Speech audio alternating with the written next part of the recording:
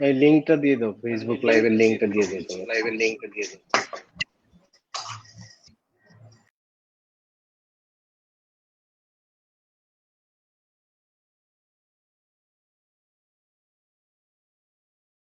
প্রিয় দেশবাসী, আসসালামু আলাইকুম।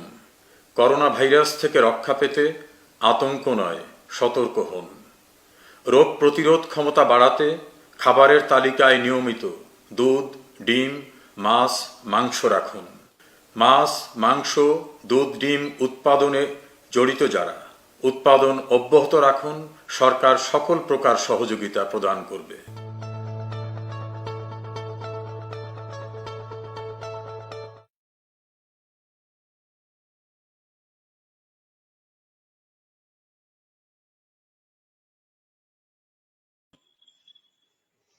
প্রিয় দর্শক, প্রোটিন হাব ফেসবুক পেজের পক্ষ থেকে আপনাদেরকে সবাইকে স্বাগত জানাচ্ছি আজকে আমাদের এই লাইভ অনুষ্ঠানে। আমি মাকসুদুল হাসান। আশা করি যে যেখানে বসে আমাদের এই অনুষ্ঠানটি দেখছেন আপনারা সুস্থ আছেন, নিরাপদে আছেন, কিংবা যারা এই করোনাকালীন সময়ে আক্রান্ত হয়েছেন তারাও আশা করি সুস্থতার পথে থাকবেন এবং আমাদের এই অনুষ্ঠান শুনে আপনাদের নানা করণীয় বিষয় সম্পর্কে আপনারা জানতে পারবেন। অর্থাৎ এই করোনাকালীন সময়ে আমরা কিভাবে সুস্থ থাকতে পারি, আমাদের খাদ্য তালিকা কিরকম হওয়া উচিত, সেই বিষয়টি সম্পর্কে আপনাদেরকে আমরা তথ্য দিয়ে সহযোগিতা করতে পারবো। আর আজকে যে বিষয়টি নিয়ে আমরা এই আলোচনা করতে চাচ্ছি সেটি হচ্ছে আহ, মাছে ভাতে বাঙালি এবং মাছের পুষ্টি তথ্য ও প্রয়োজনীয়তা। আমরা জানি এই যে স্লোগানটি আমরা বলেছি মাছে ভাতে বাঙালি, এই স্লোগানটি কিন্তু আমরা প্রত্যেকেই, আমরা যারা বাঙালি সবাই কিন্তু শুনেছি একবার হলেও, কিংবা আমরা যারা আগের প্রজন্মের কিংবা এখনকার নতুন প্রজন্ম হয়তো অনেকেই সেই স্লোগানটি ভুলে যেতে বসেছেন। মূলত তাদেরকে উদ্দেশ্য করে আমাদের আজকের এই অনুষ্ঠান।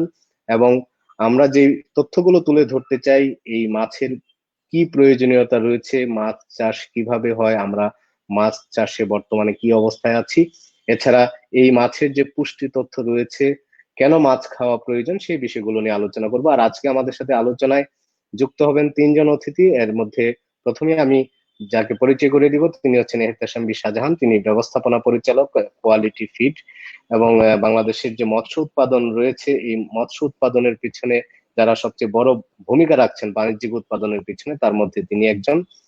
তার সাথে যুক্ত হবেন বাংলাদেশ কৃষি বিশ্ববিদ্যালয়ের অ্যাকুয়াকালচার বিভাগের অধ্যাপক ডক্টর মাহফুজুল হক। তিনি মাছের যে বর্তমান চাষবাস এবং যে সীমাবদ্ধতা কিংবা এর প্রয়োজনীয়তা সেই বিষয়গুলো নিয়ে আমাদেরকে বৈজ্ঞানিক তথ্য দিয়ে সহযোগিতা করবেন। আর আমাদের সাথে যুক্ত হবেন আরেকজন পুষ্টিবিদ, স্বনামধন্য পুষ্টিবিদ তাসনিম হাসিন চৌধুরী। তিনি রয়েছেন হাসপাতালে ডায়েটিশিয়ান হিসেবে। আসলে আমরা যে মাছ খাবো সেই মাছের কি পুষ্টিগুণ রয়েছে, কেন আমাদেরকে খেতে হবে, কারা মাছ খাবেন, কি মাছ খাবেন, কখন খাবেন, সেই বিষয়গুলো নিয়ে তিনি আমাদেরকে গুরুত্বপূর্ণ তথ্য দিবেন। আপনাদের তিনজনকেই স্বাগত জানাচ্ছি আজকের অনুষ্ঠানে। আশা করি নিশ্চয়ই আপনি আমি প্রথমেই যেতে চাই মাহফুজুল হকের কাছে। ডক্টর মাহফুজুল হক, আমরা জানি যে অ্যাকুয়াকালচার বিভাগে আপনারা এই যে মাছ চাষের বিষয়গুলো নিয়ে পড়াশোনা করার শিক্ষার্থীদের পাশাপাশি মাছের যে উৎপাদন, মাছের গুণাগুণ নিয়ে আপনারা বাংলাদেশের এখনকার মাছের কনজাম্পশন কতটুকু, আমরা কি পরিমাণ মাছ আমাদের খাওয়া প্রয়োজন? ধন্যবাদ মাকসুদুল হাসান। আপনি আমাকে এই প্রোগ্রামে যুক্ত করার জন্য। আসলে আলোচনাটি এই সময় খুবই গুরুত্বপূর্ণ। তো আপনি যেমনটি আসলে থিমটি রেডি করেছেন যে মাছে ভাতে বাঙালি। আসলে আমরা মাছে ভাতে বাঙালি, এখন আগেও ছিলাম, এখনো আছি। আমাদের বাংলাদেশে মাছ যে উৎপাদন হয় এটি আসলে তিনটি প্রক্রিয়ার মাধ্যমে উৎপাদিত হয়, মূলত দুটি প্রক্রিয়া। এক হচ্ছে চাষের মাধ্যমে, একটা হচ্ছে আহরিত মাছের মাধ্যমে। তো আহরিত মাছ আবার দুইটি সোর্স থেকে আসে, একটি হচ্ছে স্বাদু পানির মুক্ত জলাশয়, আর একটি হচ্ছে আপনার সামুদ্রিক জলাশয় থেকে। তো বাংলাদেশে এখন মোট মাছের উৎপাদন হচ্ছে 42 লক্ষ মেট্রিক টন। এর ভেতর 24 লক্ষ মেট্রিক টন আসে চাষ থেকে। অর্থাৎ আমাদের চাষ থেকে প্রায় 57% মাছ উৎপাদিত হয়, আর বাকি মাছগুলি আসে মুক্ত জলাশয় থেকে এবং সমুদ্র থেকে। এখন বাংলাদেশের এই সময়টাতে বা গত 15-20 বছর যাবত যে আমরা মাছ খাচ্ছি, ম্যাক্সিমাম মাছ কিন্তু আসে আমাদের চাষ থেকে। তো চাষের মাধ্যমে যে সমস্ত মাছ উৎপাদিত হয়, বাণিজ্যিক ভাবে যে সমস্ত মাছ চাষিরা উৎপাদন করে থাকেন, এগুলি সাধারণত পুকুর ভিত্তিক প্রক্রিয়ার মাধ্যমে উৎপাদিত হয়ে থাকে। পুকুরের সাথে সাথে আরো কিছু প্রক্রিয়া বা টেকনোলজি ইদানিংকালে ডেভেলপ করেছে, যেমন খাঁচায় মাছ চাষ, তারপরে ট্যাঙ্কে মাছ চাষ, তারপরে রিসার্কুলেটরি অ্যাকুয়াকালচার সিস্টেমে মাছ চাষ, এই ধরনের চাষের প্রক্রিয়াও কিন্তু ডেভেলপ করেছে। তারপরে আবার চিংড়ি চাষের ক্ষেত্রে দেখা যায় আপনার আমরা ঘেরে চিংড়ির চাষ বলে থাকি, আসলে ওইটা এক ধরনের পুকুর। ঘেরও আপনার দুই ধরনের ঘের হয়ে থাকে, যেমন একটি আছে আপনার মোটামুটি লবণাক্ত পানির ঘের যেখানে অন্য কিছু থাকে না, আর একটা হচ্ছে স্বাদু পানির ঘের যেখানে আপনার দেখা যায় যে গলদা চিংড়ির চাষের পাশাপাশি এর সাথে ধানও উৎপাদিত হয়। তো সব মিলে আমাদের এগুলো হচ্ছে মূল মাছ উৎপাদনের যে সিস্টেমস বা পদ্ধতি আমরা বলে থাকি। এখন আমরা যে মাছ খাই, বাঙালি জাতির খাদ্য তালিকায় আগেও মাছ ছিল, যেটি আমি প্রথমে বলছিলাম, এখনো সেই মাছ রয়ে গেছে। তো এখন সরকারের হিসাব অনুযায়ী বা ডিপার্টমেন্ট অফ ফিশারিজ এর স্ট্যাটিস্টিক্স অনুযায়ী আমাদের মাছের চাহিদা 22 কেজি প্রতি বছর প্রতি মাথা বা মাথা পিছু 22 কেজি ধরা হয় আর কি। আলটিমেটলি আমাদের মাথা পিছু যে মাছের যে চাহিদা, সেই চাহিদা কিন্তু এখন পূরণ হয়ে গেছে, অর্থাৎ প্রায় 22 কেজি আমরা খাচ্ছি। তো সরকারের হিসাব অনুযায়ী আপনার দেখা গেছে যে মাছের চাহিদা যেটা ছিল আমাদের সেটি এখন পূরণ হয়ে যাওয়ার পথে। এবং আরেকটি স্ট্যাটিস্টিক্স আমি দিতে চাই, সেটি হচ্ছে এরকম যে আপনারা জানেন যে বাংলাদেশ ব্যুরো অফ স্ট্যাটিস্টিক্স তারা মোটামুটি এক ধরনের সার্ভে করে থাকে, যেটাকে বলা হয় আপনার household income and expenditure survey. তো এই সার্ভে অনুযায়ী 2010 থেকে 2016 এই সময়টাতে একটা পার্থক্য পরিলক্ষিত করা গেছে, সেটি হচ্ছে আপনার রুরাল এবং আরবান এরিয়াতে আমরা দেখতে পেয়েছি ডাটা অনুযায়ী যে মাছের কনজাম্পশন কিন্তু অনেক বেড়ে গেছে। বিশেষ করে আপনার রুরাল এরিয়াতে 2010 সালে মাথা পিছু মাছের কনজাম্পশন ছিল অ্যারাউন্ড 46 গ্রাম পার ডে, সেটি আপনার 2016-তে এসে দাঁড়িয়েছে প্রায় 61 গ্রাম পার ডে। আবার আরবান এরিয়াতে যেটা ছিল আপনার মাথা পিছু প্রায় 60 গ্রাম, এবং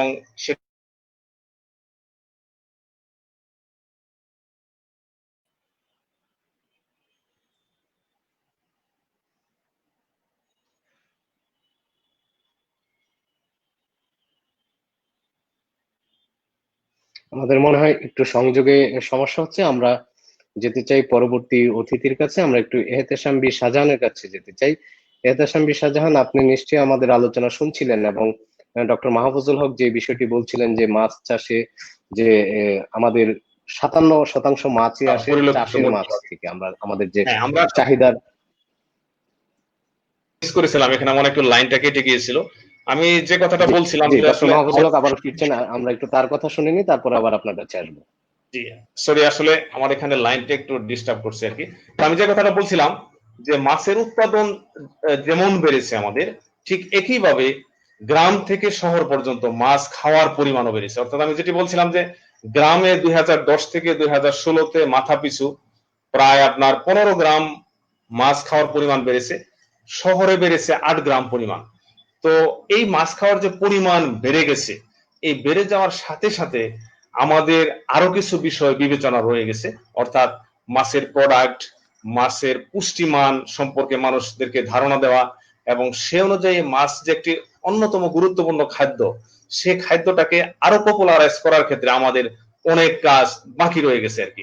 তো আমি যাই পরবর্তী সময় হয়তো আরো কথা বলবো, আমি এই বিষয়গুলো নিয়ে আপনার সাথে কথা বলবো, কারণ আপনি যেহেতু বলেছেন পরিসংখ্যানের তথ্য যেটি বলছে যে আমরা মাছ খাওয়ার পরিমাণ আমাদের দেশে বেড়েছে শহরে এবং গ্রামে, এবং গ্রামে সেটির বাড়ার পরিমাণটি বেশি। তো এই বিষয় নিয়ে কথা বলবো আরো। আমি একটু এহতেশাম বিন শাহজাহানের কাছে যেতে চাই, যে বিষয়টি এহতেশাম বিন শাহজাহানের কাছে প্রশ্ন করতে চাচ্ছিলাম যে আমাদের 57% মাছই আসে চাষের মাছ থেকে, এবং আমরা জানি যে এখন বাংলাদেশের যে চাহিদা অনুযায়ী যে মাছের উৎপাদন, চাষাবাদের মাছ যদি না থাকতো নিশ্চয়ই আমাদেরকে একটি কঠিন চ্যালেঞ্জের মুখে পড়তে হতো। এবং সেই চ্যালেঞ্জটিকে আপনারা যেভাবে যারা এই উৎপাদনের সাথে জড়িত আছেন তারা সেই চ্যালেঞ্জটিকে মোকাবেলা করেছেন এবং বাংলাদেশকে একটি সুসংহত অবস্থায় বলা যায় নিয়ে এসেছেন, এবং বাংলাদেশ বিশ্বে চাষের মাছের উৎপাদন দিক থেকে তৃতীয় স্থানে রয়েছে আমরা যেটি জানি।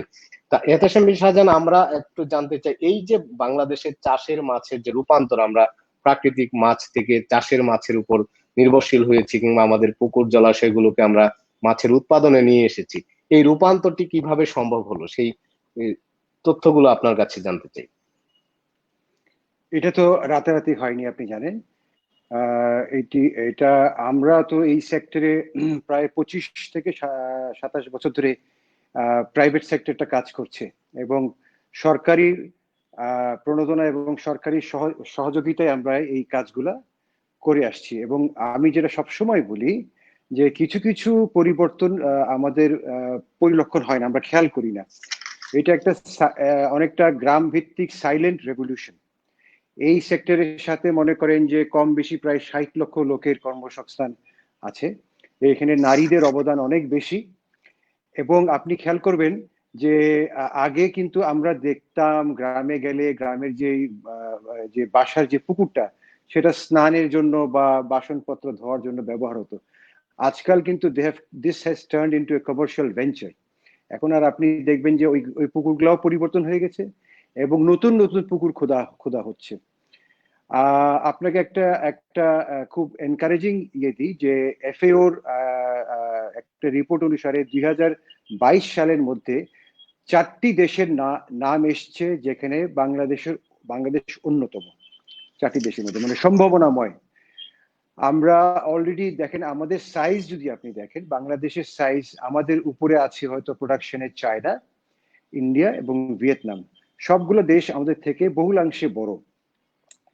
কিন্তু আমি বলবো যে এই সেক্টর, আমরা মাছে ভাতে বাঙালি, আমরা এখনো মাছে ভাতে বাঙালি।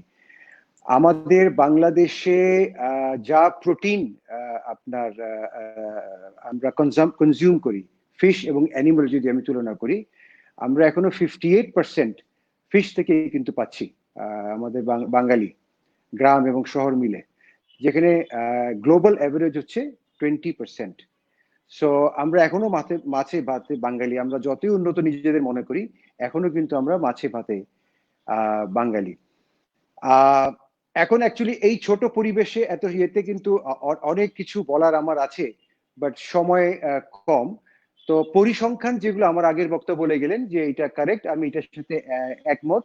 এসব আপনার FAO, ওয়ার্ল্ড ফুড অর্গানাইজেশন এবং বিশ্ব স্বাস্থ্য সংস্থা তাদেরই করা এগুলা। এবং it is encouraging at the same time. এখানে অনেকগুলো চ্যালেঞ্জও কিন্তু আমাদের রয়ে গেছে, সেটা হয়তো আমি আপনাকে পরে মানে প্রসঙ্গত কোনো প্রশ্ন আসলে আমি সেখানে হয়তো আপনাকে বলতে পারবো। জি জি, আপনি যুক্ত থাকুন, নিশ্চয়ই সেই বিষয়গুলো নিয়ে প্রশ্ন আসবে এবং আপনার কাছে সেই প্রশ্নগুলো আমরা করব। আমি এই মুহূর্তে যেতে যাচ্ছি আমাদের সাথে যে পুষ্টিবিদ যুক্ত রয়েছেন তার কাছে। পুষ্টিবিদ তাসনিম হাসিন, আপনি কি শুনতে পাচ্ছেন? শুনতে পাচ্ছি। জি, যে প্রশ্নটি আপনার কাছে একটি সুনামধন্য হাসপাতালে পুষ্টিবিদ হিসেবে কর্মরত রয়েছেন এবং সেখানে যারা পেশেন্ট হিসেবে যাচ্ছেন, সমাজের একটি উচ্চবিত্ত শ্রেণী বলা যায়, তারাই যাচ্ছেন হাসপাতালে আপনি রয়েছেন। আমি যে বিষয়টি জানতে চাই, বিশেষ করে আমরা অনেক ক্ষেত্রে লক্ষ্য করি যে তরুণ প্রজন্ম কিংবা এই প্রজন্মের যারা আছে, একেবারে বাচ্চা থেকে শুরু করে যদি আমরা 20 বছর পর্যন্ত তাদের মধ্যে মাছ খাওয়ার অনীহা কিংবা মাছ কম খাওয়ার একটি প্রবণতা আছে। এই বিষয়টি কি আপনি যে পেশেন্টগুলো ডিল করেন তাদের ক্ষেত্রে কি আপনি লক্ষ্য করেন, কিংবা এই ধারণাটি কতটুকু সঠিক? ধন্যবাদ মাকসুদ ভাই। প্রথমে ধন্যবাদ জানাচ্ছি প্রোটিন হাবকে এমন এক গুরুত্বপূর্ণ বিষয়ে আমাকে অতিথি হিসেবে আমন্ত্রণ করার জন্য। খুব সুন্দর একটি প্রশ্ন করেছেন আপনি। হ্যাঁ, নিঃসন্দেহে তরুণ বলতে আপনি এখানে 20 বছর পর্যন্ত বলেছেন, আমি তো বলবো 35 ইয়ার্স পর্যন্ত আমরা যে পেশেন্ট গুলো পেয়ে থাকি তাদের মধ্যে একটা প্রবণতা আমরা দেখতে পাই, রেডি ফুডের প্রতি একটা আকর্ষণ। আমরা সবাই জানি, হ্যাঁ ইটস ট্রু, সারা বিশ্বের সাথে আমাদেরও জীবনের গতি অনেক পরিবর্তন হয়েছে, জীবনের গতি অনেক বেড়ে গিয়েছে। দেখা যাচ্ছে যে ম্যাক্সিমাম সময়, দিনের একটা বিশেষ সময় সবাইকে বাইরে থাকতে হচ্ছে। স্টুডেন্ট হলে তাকে পড়াশোনার পারপাসে বাইরে থাকতে হচ্ছে, যে নব্য জবে জয়েন করেছে তাকে জব পারপাসে বাইরে থাকতে হচ্ছে। কিন্তু এই সময়গুলোতে তখন তারা একটা major part of the day তারা প্রেফার করছে রেডি ফুড। আর রেডি ফুড বলতে গেলেই আমরা বুঝি যে মাছে যেহেতু একটা বোনস অথবা কাটার একটা ইস্যুস আছে, এই কারণে মিট জাতীয় খাবারটাকে তারা হয়তো বেশি প্রেফার করছে। তো এক্ষেত্রে আমি মনে করি যে তার মাঝেও কিছু পরিবর্তন আসছে, পরিবর্তন আসছে না তা না। এখন আমরা অনেক রেডি ফিশ বল বা ফিশ ফিলে বা মাছটাকে দেশি মাছ, দেশি নদীর মাছও আমরা কাটা ছাড়াও অনেক সুপার স্টোরে কিনতে পারছি। তো এই পরিবর্তনগুলো আসার কারণেই কিন্তু আমাদের চাহিদার পরিবর্তন হচ্ছে। মাছ এবং মাংসর ভেতরে প্রেফারেন্সের কথা আনতে গেলে কিন্তু দুটোই ফার্স্ট ক্লাস প্রোটিন, দুটোতেই যথেষ্ট পরিমাণ প্রোটিন আছে। কিন্তু মাছকে আমরা সুপিরিয়র বলবো এই কারণে যখন আমরা পাশাপাশি অন্য নিউট্রিয়েন্ট গুলোর পরিমাণ সম্বন্ধে জানতে পারবো। যেমন যখন দিনের পর দিন রেড মিট খাচ্ছি অথবা চিকেনের উপর আমরা ডিপেন্ডেন্ট হচ্ছি, সেখানে কিন্তু ফ্যাটের একটা ইস্যুস চলে আসে। আমরা জানি মাছের মধ্যেও কিছু তৈলাক্ত পোর্শন আছে অথবা ফ্যাটি পোর্শন আছে, যেটা মূলত ওমেগা 3 এবং ওমেগা 6 অর্থাৎ যেটাকে আমরা আনস্যাচুরেটেড গুড ফ্যাট বলে থাকি। সো খুব সহজভাবে বলতে গেলে বলা যায় যে প্রোটিনের একটা সোর্স হিসেবে আমরা মাছ মাংসকে নিয়ে থাকি। যখন আমরা মাংসটাকে খুব বেশি প্রেফার করব তখন আমাদের কিছু রিস্ক ফ্যাক্টর চলে আসবে, যেমন কোলেস্টেরল, হাই কোলেস্টেরল অথবা ওজনটা অতিরিক্ত বেড়ে যাওয়া। একইভাবে যখন আমরা মাছটাকে প্রেফার করব তখন এটা উল্টো একটা রিয়াকশন হবে, অর্থাৎ কোলেস্টেরলটাকে কমাতে হেল্প করছে মাছের যে গুড ফ্যাট অর্থাৎ ওমেগা 3 ওমেগা 6 যা থেকে আমরা ইপিএ ডিএইচএ পেয়ে থাকি, প্লাস ওজনটাকেও নিয়ন্ত্রণে রাখতে সাহায্য করছে, যেহেতু এটার সাথে যতটুকু ফ্যাটি পোর্শন আছে সেটা গুড পোর্শন। তো এই অ্যাওয়ারনেস গুলোই এখন আমাদের তরুণ সমাজে অনেকটা জাগ্রত হচ্ছে, যে কারণে আমরা তাদের ফুড হ্যাবিটের একটা পার্থক্য দেখতে পাচ্ছি। জি, চৌধুরী তাসনিম হাসান, যে বিষয়টি আপনার বক্তব্য থেকে বোঝা গেল যে আপনারা সবসময় সুষম খাবারের কথা বলেন, ব্যালেন্স ডায়েটের কথা বলেন, আমরাও মানুষদেরকে বলি, কিংবা যারা সচেতন মানুষ তারা সুষম খাবারের কথা বলেন, শুধুমাত্র খাবারের কথা বলেন, মাংসের প্রতি নির্ভরশীল না হয়ে মাছের প্রতি নির্ভরশীল হওয়া উচিত। কারণ মাছের মধ্যে প্রাণীজ প্রোটিনের মাছের যে সোর্সটি রয়েছে সেটিকেও সংযুক্ত করা উচিত। আদারওয়াইজ প্রবলেম হতে পারে শুধুমাত্র প্রাণীজ প্রোটিন যদি সে একা। নিশ্চয়ই মাসুদ ভাই, এখানে আমি আরেকটু যোগ করতে চাচ্ছি আপনার সাথে। যেহেতু আমাদের কারেন্টলি আমরা একটা প্যান্ডেমিকের মধ্যে দিয়ে যাচ্ছি, এই কোভিড-19 এর একটা নিউট্রিশনাল গাইডলাইন যেটা WHO দিয়েছে, সেখানেও কিন্তু বারবার বলা হয়েছে যে মিল প্ল্যানটা হতে হবে যথেষ্ট পরিমাণ হাই প্রোটিন এবং পাশাপাশি থাকতে হবে ভিটামিন ডি, ওমেগা 3, ওমেগা 6। তো এখানে তারা মেজর যে 6টা পয়েন্ট দিয়েছে তার মধ্যে 3টা পয়েন্টই কিন্তু আমরা ফিশ কনজাম্পশনের মাধ্যমে মিট আপ করে ফেলতে পারি। হাই প্রোটিন ফিশের পরিমাণ বাড়িয়ে, ওমেগা 3, ওমেগা 6 ফিশের থেকে, এবং ভিটামিন ডি যদিও মেইন সোর্স হচ্ছে সানলাইট আমরা জানি, কিন্তু মাছের যে হেলদি ফ্যাটি পোর্শন আছে সেটাই কিন্তু আমাদের স্কিনের নিচে ভিটামিন ডিটাকে প্রডিউস করতে সহায়তা করে। সেক্ষেত্রে আমরা ফ্যাটি ফিশ বা সামুদ্রিক মাছের তেলটাকেও ভিটামিন ডি এর একটা সোর্স হিসেবে ধরতে পারি। সো এক্ষেত্রে আমরা দেখতে পারি যে এই কোভিড-19 এর নিউট্রিশনাল গাইডলাইনের 3টি মেজর পয়েন্টই আমরা। আপনি যুক্ত থাকুন, এই বিষয়গুলো নিয়ে আরো কথা বলবো আপনার সাথে। আমি একটু যেতে চাই ডক্টর মাহফুজুল হকের কাছে। ডক্টর মাহফুজুল হকের কাছে যে বিষয়টি আমরা পুষ্টিবিদের কাছ থেকে জানলাম যে আসলে এই যে তরুণ প্রজন্ম কিংবা যারা বাচ্চা শিশু, তারা মাছ থেকে একটু দূরে থাকেন কিংবা মাছ খেতে কিছুটা অনীহা প্রকাশ করেন। এই বিষয়টিকে, এই যে যেটি বললেন যে মাছের যে প্রোডাক্ট আছে, ভ্যালু এডেড প্রোডাক্ট, সেই প্রোডাক্ট গুলো হয়তো বাজারে কম পাওয়া যায় কিংবা রেডি খাবার মাছের কম পাওয়া যায়, এই বিষয়গুলো কি আপনি কিভাবে দেখেন? আসলে এই ক্ষেত্রে করণীয় কি? খুব গুরুত্বপূর্ণ একটি প্রশ্ন করেছেন আপনি। এই জায়গায় আসলে আমি একটু কনটেক্সটটা বলতে চাই এইভাবে। আসলে বাংলাদেশে মাছের উৎপাদনের, বিশেষ করে চাষের মাধ্যমে মাছ উৎপাদনের জন্য কতগুলি স্টেক হোল্ডার গুরুত্বপূর্ণ ভূমিকা রেখেছে। এখানে যেমনটি একজন বক্তা বলেছেন, উনি আসলে খাদ্য উৎপাদনের একটা বিশাল বড় সংস্থার একজন কর্ণধার। উনি যেটি বলেছেন, আসলে ওনারা একটা বড় ধরনের স্টেক হোল্ডার, বিশেষ করে খাদ্য উৎপাদন, খাদ্য সাপ্লাই করা, এই ধরনের কিছু স্টেক হোল্ডার আছে। বিশেষ করে আপনার ধরেন বাংলাদেশ ফিশারিজ রিসার্চ ইনস্টিটিউট, তাদের ম্যান্ডেট হচ্ছে গবেষণা করা, বিশেষ করে আপনার মাছ উৎপাদনের যে টেকনোলজি গুলো আছে সেগুলো ডেভেলপ করা, এবং তারা কিন্তু যথেষ্ট সফল, এবং তারা অনেক টেকনোলজি তৈরি করেছে, ছোট থেকে বড় মাছের পোনা উৎপাদন থেকে শুরু করে চাষের বিভিন্ন টেকনোলজি তারা ডেভেলপ করেছে। আমরাও বিশ্ববিদ্যালয়ে কাজ করেছি, তাতে করে আপনার ফার্মার্স লেভেলে মাছের উৎপাদন কিন্তু বেড়েছে। পাশাপাশি টেকনোলজি গুলোকে মাঠ পর্যায়ে ফার্মার্স লেভেলে ট্রেনিং দিয়ে ডিসেমিনেট করার জন্য ডিপার্টমেন্ট অফ ফিশারিজ এর কর্মকর্তারা অনেক কাজ করে গেছেন। তাতে করে কিন্তু আপনার দেখা গেছে যে মাছের উৎপাদন বেড়েছে, কিন্তু এই মাছটাকে ভ্যালু এডেড প্রোডাক্ট আকারে কনজিউমারের কাছে পৌঁছে দেওয়ার যে কাজটা, সেটি বাংলাদেশে হয়নি। সেটি হয়েছে একমাত্র ইন্টারন্যাশনাল ট্রেডের জন্য, চিংড়ি শিল্পে বিশেষ করে আপনার বিদেশ রপ্তানির জন্য কাজটি হয়েছে, এবং সেখানে যে ভ্যালু এডেড প্রোডাক্ট সেটার সংখ্যা কিন্তু খুব সীমিত। ফ্রোজেন প্রোডাক্ট, এরকম কয়েক ধরনের ফ্রোজেন প্রোডাক্টের ভিতরে কিন্তু সীমাবদ্ধ।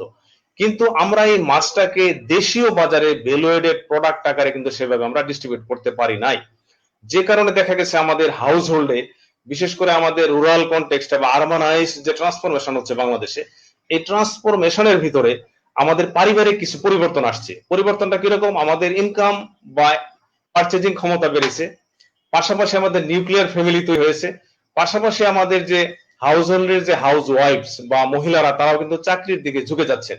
তো তাদের পক্ষে বাজার থেকে ট্রেডিশনালি মাছ নিয়ে এসে বাজারে কেটে খাওয়ানো, কাটা ছাড়িয়ে খাওয়ানো, এটা কিন্তু ডিফিকাল্ট। আবার এই কোভিড-19 এর প্রেক্ষাপটে দেখা গেছে আপনার যে বাসায় যে যে সমস্ত মহিলারা কাজ করতেন, তারা না আসাতে বাজার থেকে মাছ আনার পরিমাণ কমে যাচ্ছে।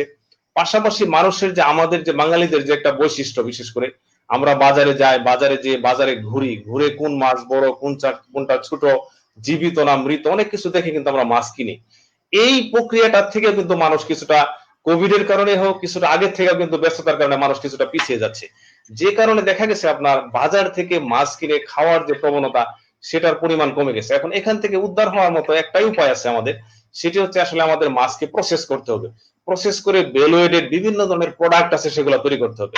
যেমন আপনি হতে পারে যে ফ্রোজেন প্রোডাক্ট, মিন্স প্রোডাক্ট থেকে বিভিন্ন ধরনের ফার্দার ভ্যালু এডেড প্রোডাক্ট তৈরি করা যায়, যেমন fish burger, fish finger, fish ball, এরকম নানান ধরনের প্রোডাক্ট আছে। আপনি শুনে অবাক হবেন, আমাদের এশিয়ান প্রতিবেশী দেশ বলা যায় আর কি, যেমন থাইল্যান্ডের কথা যদি আমি বলি আর কি, 90-এর দশকে তারা যেটি করেছে আপনার মাঠ পর্যায়ে, একেবারে গ্রাম পর্যায়ে মাছের খামারি বা এলাকার মানুষদেরকে তারা, মানে মাছ যেখানে উৎপাদিত হয় সেখানে মানুষদেরকে তারা ট্রেন্ড আপ করেছে কিভাবে মাছ থেকে ভ্যালু এডেড প্রোডাক্ট তৈরি করা যায়।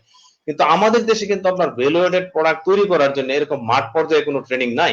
আমি যেটা দিয়ে শুরু করেছিলাম, যে আমাদের কিন্তু একটা প্রাতিষ্ঠানিক ভিত্তি আছে। যেমন আপনি ধরেন বাংলাদেশ ফিশারিজ ডেভেলপমেন্ট কর্পোরেশন, তাদের কাজ কিন্তু, তাদের ম্যান্ডেট কিন্তু হচ্ছে আপনার এরকম, যে আসলে মাছের থেকে কিভাবে প্রোডাক্ট তৈরি করা যায়, কিভাবে মানুষদেরকে ট্রেন্ড আপ করা যায়, এই ধরনের ম্যান্ডেট কিন্তু তাদের আছে, ততটা কম্প্রিহেন্সিভ না।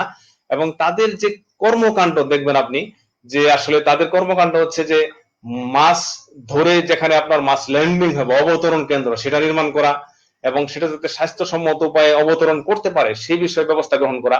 এবং তাদের কাজের সীমাবদ্ধতা হচ্ছে আপনার বিশেষ করে কাপ্তাই লেক, কোস্টাল এরিয়াতে এবং আপনার হাওড় অঞ্চলে। কিন্তু এগুলো হচ্ছে আপনার সব ওপেন ওয়াটার মাছের উৎপাদনের এলাকা, বা যেখান থেকে আপনার মাছ আহরণ করা হয়।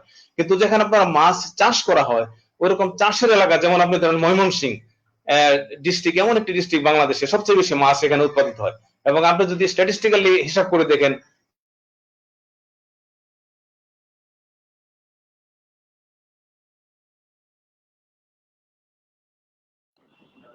একটু সংযোগের সমস্যা হচ্ছে মনে হয়। আমি একটু এতএসএমপি শাহজাহানের কাছে যেতে চাই। এতএসএমপি শাহজাহান, আপনি কি আমাকে শুনতে পাচ্ছেন? আপনার কথা আমি শুনতে পাচ্ছি না। এখন শুনতে পাচ্ছেন আপনি আমাকে? না, আপনার কথা আমি শুনতে পাচ্ছি না। একটু নেটওয়ার্কের মনে হয় সমস্যা হচ্ছে, শুনতে পাচ্ছেন না। আমি একটু, এখন শোনা যাচ্ছে। এখন শুনতে পাচ্ছেন?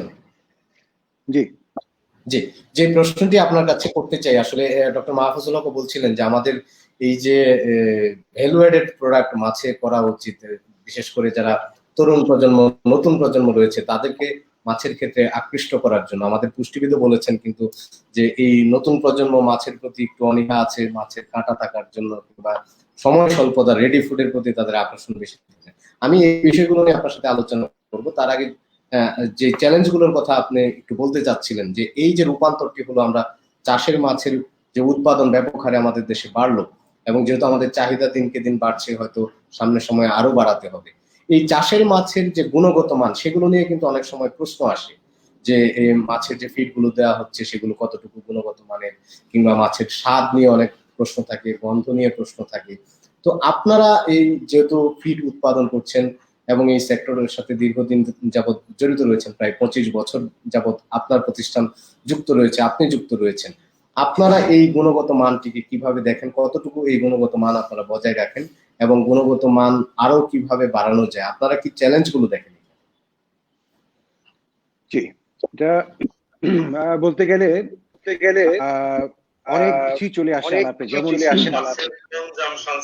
আমরা আমাদের প্রায় মনে করেন যে প্রায় 66 থেকে 70 টাইপের প্রোডাক্ট আছে মাছের। বাংলাদেশে এখন সব ধরনের মাছ চাষ হচ্ছে, শিং, মাগুর, পাবদা, গুলশা, কই, পাঙ্গাস, কার্প, সব রকম হচ্ছে। এবং এর মধ্যে ক্লাসিফিকেশন করতে গেলে প্রায় 60 থেকে 70 রকমের ফিড আমরা ফার্মারদেরকে অফার করছি।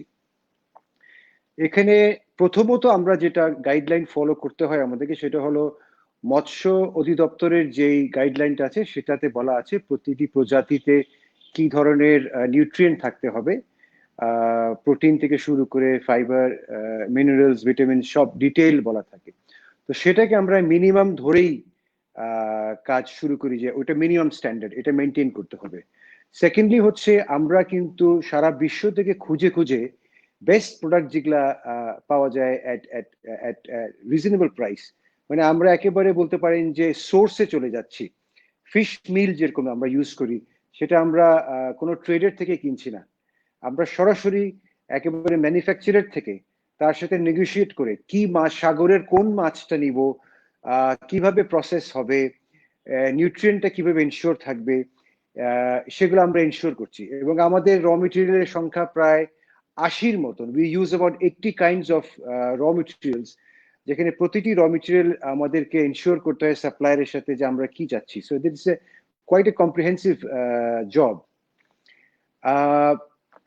এবং যখন আমরা এই জিনিসগুলো জোগাড় করি আপনার ইম্পোর্টের মাধ্যমে, আমাদের দেশে একটু বলে রাখি, আমাদের দেশে কিছু কিছু ম্যাক্রো ইনগ্রিডিয়েন্টস যেগুলো বড় আকার, যেমন কিছু আমরা বছরে হয়তো 6 মাসের মতন আমরা ভুট্টা পাই, তাছাড়া কিছু রাইস পলিশ আমরা পাই, কিছু সয়াবিন কেক পাই আমরা। But mostly in value terms আমি বলবো অ্যাবাউট 85%-এর মতন আমরা ইম্পোর্ট করি। ইউরোপ, ব্রাজিল, ইউএসএ, কিছু চায়না, ভিয়েতনাম, এইসব দেশ, ভারত থেকেও কিছু ইম্পোর্ট হয়।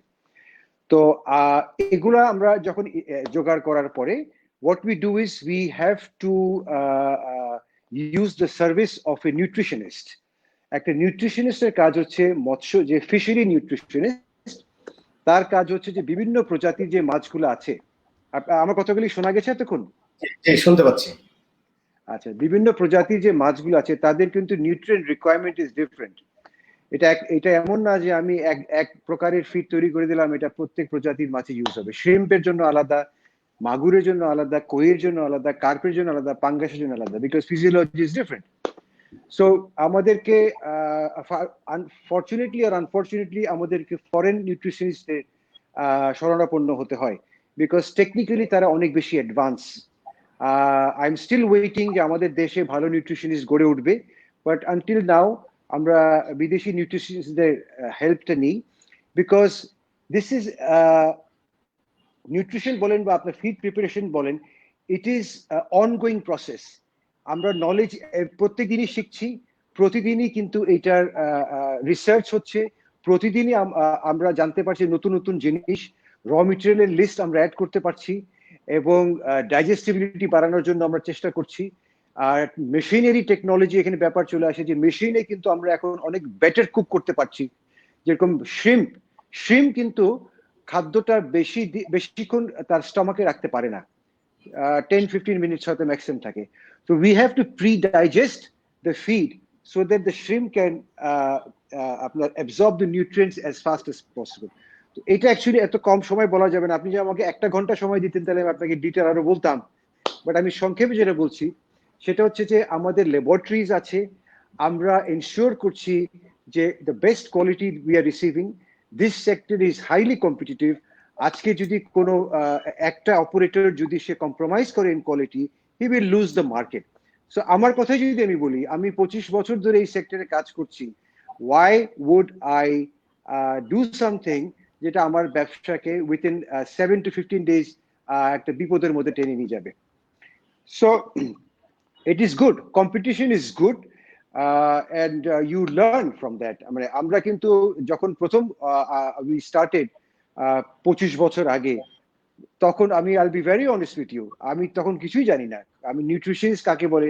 I used to do the nutrition with the help of some local friends.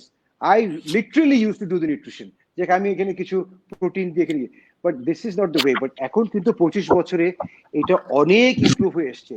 বিদেশ থেকে যারা কনসালটেন্টস আমরা আনি, তারা আমাদের ফিড প্লান্ট বলেন, আমাদের প্রসেসিং প্লান্ট বলেন, আমাদের অপারেশনস দেখে তারা অবাক হয়ে যায় যে তোমরা এত সুন্দর করে করছো, এবং দিস ইজ ইন্টারন্যাশনাল স্ট্যান্ডার্ড। আমরা আরেকটা জিনিস বলে রাখি, আমরা অলরেডি কিন্তু প্রসেসিং এ চলে গিয়েছি, পোল্ট্রি প্রসেসিং এ চলে গিয়েছি আমরা। আমাদের দেশে একটা সমস্যা যেটা হয়,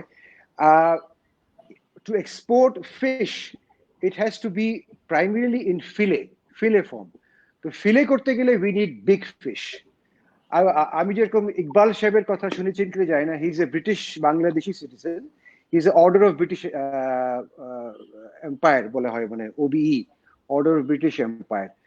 তো ওনার সাথে আমাদের বন্ধুত্ব আছে।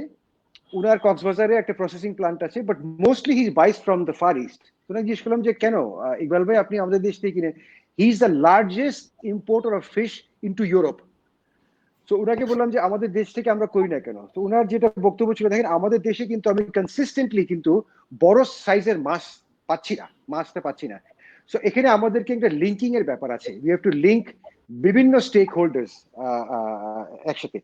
আমার আগের বক্তা যে একটা জিনিস বলে গেলেন যে হ্যাঁ, বিভিন্ন ডিপার্টমেন্টে, যেমন department of fishery research institute যেটা আছে, এরা মারাত্মক কিছু কাজ করছে। আমাদের দেশে কিছু কিছু মাছ বিলুপ্ত হয়ে যাচ্ছে, সেগুলো কিন্তু তারা আবার ফিরিয়ে আনছে।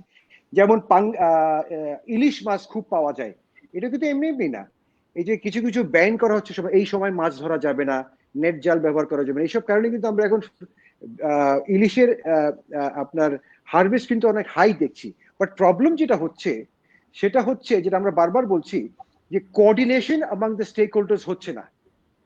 যেমন বাংলাদেশ ফিশারি রিসার্চ ইনস্টিটিউট কি করছে, এটা কিন্তু অনেক সময় দেখা যায় যে আমাদের মতো স্টেক হোল্ডার কাছে কিন্তু এটা পুরোপুরি আসছে না, ইনফর্মালি হয়তো আসছে বা কোনো সেমিনারে গেলে পাচ্ছি।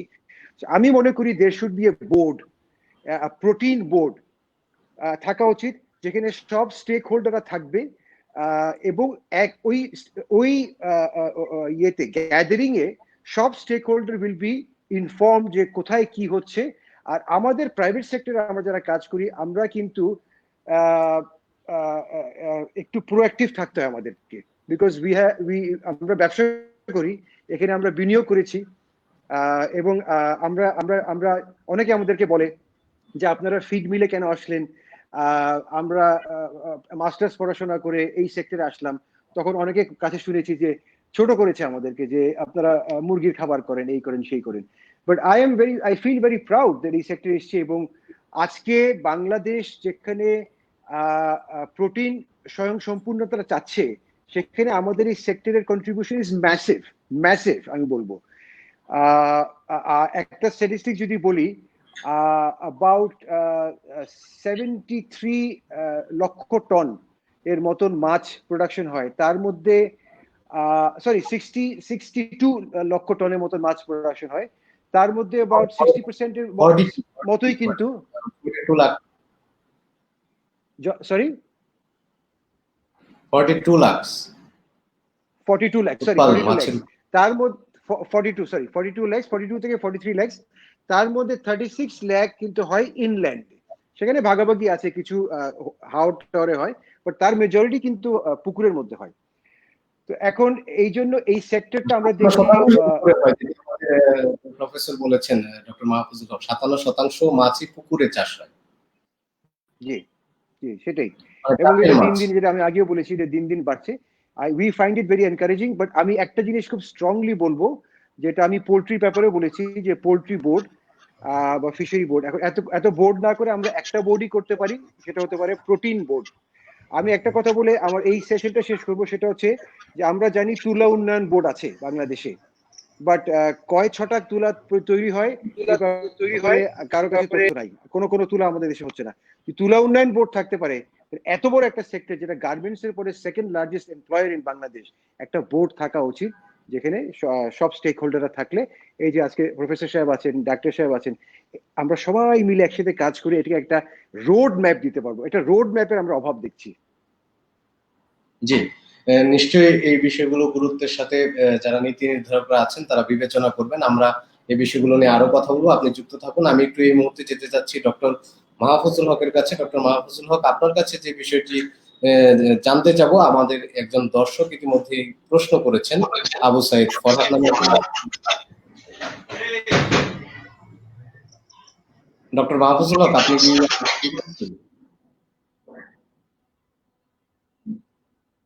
ডক্টর মাহফুজুল হকের সংযুক্তি নিশ্চয়ই একটু গোলযোগ হচ্ছে। আমরা এই মুহূর্তে একটু যেতে চাই পুষ্টিবিদ চৌধুরী তাসনিম হাসিনের কাছে। চৌধুরী আমি তাসনিম একটু কানেক্টেড, একটু আমি অ্যাড করতে চাচ্ছিলাম।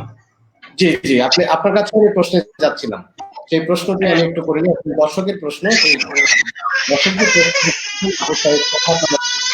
দর্শক আমাদেরকে প্রশ্ন করেছেন, ফিড খাওয়ালে মাছের স্বাদ বদলে যায় এবং মাছ টক লাগে, এই ধরনের অনেক অভিযোগ পাওয়া যায়। এটি আসলে কতটুকু সত্য? আমাদের এহতেশামী সাজান বলেছেন তারা কতটুকু কোয়ালিটি নিয়ন্ত্রণ করে তারা ফিড উৎপাদন করেন এবং সেটিকে কতটুকু গুরুত্ব দেন। তাহলে এই যে অভিযোগ কিংবা এই যে স্বাদের বিষয়টি, সেই স্বাদের বিষয়টি কি আসলে ফিডের কারণে পরিবর্তন হয়, কিংবা চাষের কোন ব্যবস্থাপনার কারণে এটিতে সমস্যা হয় কিংবা হয় না? আপনি আরেকটু কি ক্লিয়ার করবেন প্রশ্নটি? শুরুতে যে বলছিলেন যে ফিড খাওয়ানোর ফলে মাছের কি দুর্গন্ধের কথা বলছেন, না অন্য কোনো?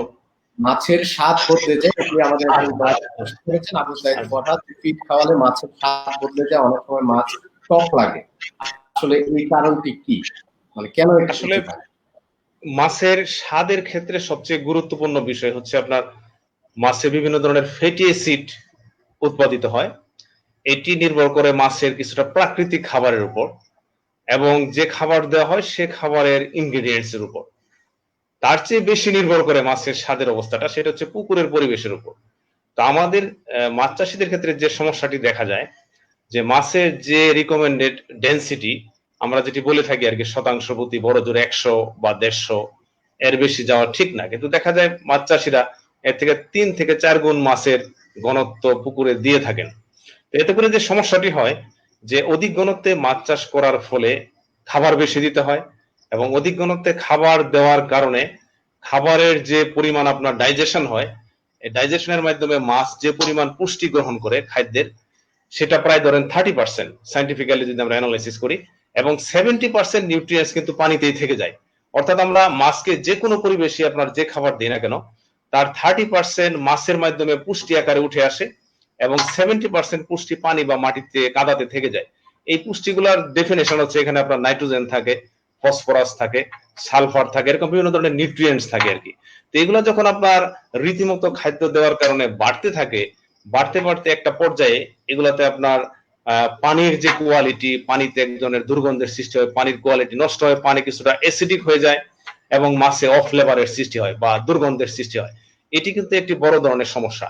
তো এই ক্ষেত্রে চাষিরা যেটি করতে পারেন সেটি হচ্ছে যে নিয়মিত পানি পরিবর্তন। অর্থাৎ আমরা যেটি বলে থাকি, বা ভিয়েতনাম বা উন্নত দেশে, যে সমস্ত দেশে আপনার মাছের চাষের জন্য যে গাইডলাইন্স আছে, গাইডলাইন্স মেনে যারা মাছ উৎপাদন করে, সেই সমস্ত এলাকাতে চাষিরা দেখা যায় প্রতি আপনার দিনেই প্রায় 30% বা অল্টারনেট ডেতে তারা 30% পানি পরিবর্তন করে। তা আমাদের দেশের সমস্যা হচ্ছে মাছের খামারগুলি গড়ে উঠেছে আপনার ধান ক্ষেতকে কনভার্ট করে। তারা চাইলেই মাছের পুকুরের পানি পরিবর্তন করতে পারে না। আমরা যদি ভিয়েতনাম বা থাইল্যান্ডের কথা চিন্তা করি, ওই সমস্ত এলাকাতে দেখা যায় যে নদীর পাড়ে মাছের খামার, তারা নদী থেকে পানি তুলে পানি পরিবর্তন করতে পারে। কিন্তু আমাদের দেশে পরিবর্তনটা চাষিরা করে না, যে কারণে মাছে এই ধরনের সমস্যাগুলি হয়ে থাকে। তারপরে আমরা বলে থাকি যে আপনারা পানি পরিবর্তন করেন, এই পানিগুলো আপনারা ধান খেতে দেন, এবং ফ্রেশ পানি আবার আন্ডারগ্রাউন্ড ওয়াটার যেটা ব্যবহার করেন, সেই পানিটা আপনারা মাছের পুকুরে দেন, এবং মাছের পুকুরের পানিটা আপনারা অন্য ইন্টিগ্রেটেড ওয়েতে ফসল বা সবজির ক্ষেত্রে ব্যবহার করেন। এই ধরনের প্রক্রিয়ার মাধ্যমে দেখা যায় আপনার যে মাছের যে দুর্গন্ধ, সেটা থেকে মুক্ত হওয়া সম্ভব। তাছাড়া যারা খাদ্য উৎপাদন করেন, খাদ্য উৎপাদনের ক্ষেত্রেও ব্যাপক পরিবর্তন আসছে। কমার্শিয়াল ব্র্যান্ডেড বিভিন্ন ধরনের খাদ্য বাজারে আসছে। এর ভিতরেও কিছু কিছু খাবার আছে আপনার নিম্নমানের খাবার, এবং সেই সমস্ত খাবার তৈরি করার ক্ষেত্রে বিভিন্ন ধরনের ইনগ্রেডিয়েন্টস ব্যবহার করা হয়, যেগুলি হয়তোবা দেখা যায় যে সবসময় সংশ্লিষ্ট কর্তৃপক্ষ সেভাবে তো চেক করতে পারেন না, সেভাবে দেখতে পারেন না, বা চাষি অনেক সময় অসচেতন থাকেন, এই সমস্ত ক্ষেত্রেও কিন্তু আমরা দেখা যায় খাদ্য ব্যবহারের কারণে পানির দুর্গন্ধ হয় বা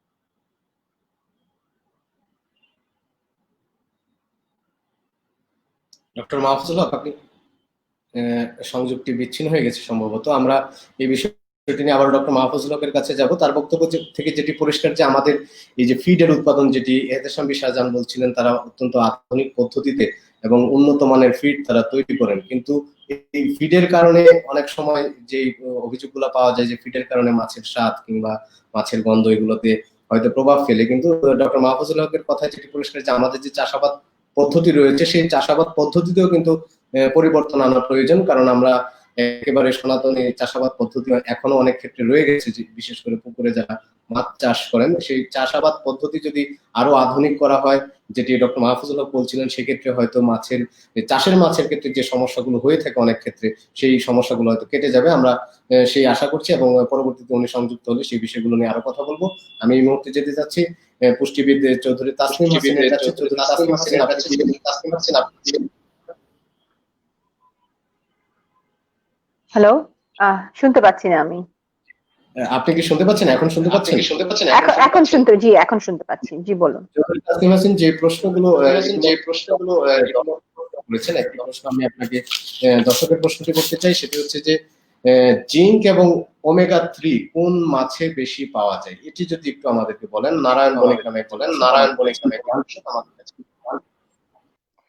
জিঙ্ক এবং ওমেগা, খুব সুন্দর একটি প্রশ্ন করেছেন দর্শক। জিঙ্ক এবং ওমেগা 3 দুটোই পাওয়া যায় সামুদ্রিক মাছে একটু বেশি পরিমাণে, এবং সামুদ্রিক মাছের ক্ষেত্রে সামুদ্রিক মাছের অনেক মাছই আছে যেগুলো বোনসটা, অর্থাৎ কাটা যেটাকে বলি আমরা, সেটা তরুণাস্তি, অর্থাৎ বেশ নরম। আমাদের দেশে খুব পরিচিত একটি মাছ লইট্টা মাছ, যেটাকে আমরা বলে থাকি, সাধারণত শুটকি ফর্মে খাওয়া হয়, কিন্তু এটা ফ্রেশ, চিটাং এর বাসিন্দা তারা অনেকে এটা ফ্রেশ মাছ হিসেবেও খান। এটা যেমন জিঙ্ক এবং ওমেগা 3 দুটোতেই খুব রিচ। যেই মাছের বোনস গুলো একটু নরম, সামুদ্রিক মাছের যে মাছের বোনস গুলো একটু নরম, সেখানে জিঙ্কের পরিমাণটা বেশি থাকে। এবং ওমেগা 3 ওমেগা 6 দুটোই আমরা সামুদ্রিক মাছে খুব বেশি পেয়ে থাকি। নদীর মাছের ভেতরে পাঙ্গাসে কিছুটা বেশি পরিমাণে আছে। এবং আমাদের খুব জনপ্রিয় একটি মাছ ইলিশ, যেটা এখন অনেক অ্যাভেলেবল বলছিলেন অন্যান্য বক্তারাও। তো ইলিশ মাছ এই জিঙ্ক এবং ওমেগা 3 ওমেগা 6 দুটোতেই অনেক বেশি এগিয়ে। দুটোর পরিমাণই ইলিশ মাছে অনেক বেশি। এবং সেলেনিয়াম, ম্যাগনেসিয়াম, যেগুলো এই মুহূর্তে আমরা প্যান্ডেমিক সিচুয়েশনে আমাদের ইমিউন সিস্টেম বুস্ট আপ করার জন্য বলে থাকি, সেই উপাদানগুলো ইলিশ মাছে অনেক বেশি পরিমাণে আছে। পাশাপাশি একটু ছোট্ট করে একটা টিপস দিতে চাই দর্শকদের, যে আমাদের বাঙালিদের খুব মুখরোচক এবং সকলেরই খুব পছন্দের একটি খাবার সর্ষে ইলিশ। সর্ষে ইলিশ কিন্তু এই মুহূর্তে এই প্যান্ডেমিক সিচুয়েশনের জন্য খুব চমৎকার একটি কম্বিনেশন, যাতে আমরা খুব সহজেই খুব high protein, zinc, selenium, magnesium সবকিছুর একটা সুন্দর ব্যালেন্স দেখতে পাই। তো আমি মনে করি এই প্যান্ডেমিকে যদি সম্ভব হয়, প্রতি সপ্তাহে অন্তত একবার আমরা আমাদের মেনুতে এই খাবারটি রাখলে ডেফিনেটলি এটা আমাদের জন্য অনেক হেল্পফুল হবে। জি, চৌধুরী তাসনিম হাসান, আরেকটি প্রশ্ন আমি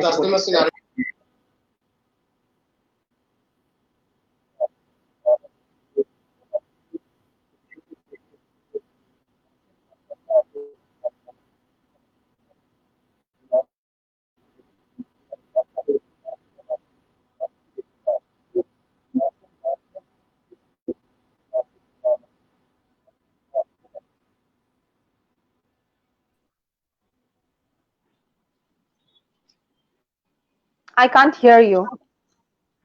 আমি বলতে চাচ্ছিলাম যে মাছের মাথা খাওয়া নিয়ে এখন শুনতে পাচ্ছি। প্রতিযোগিতা থাকে এবং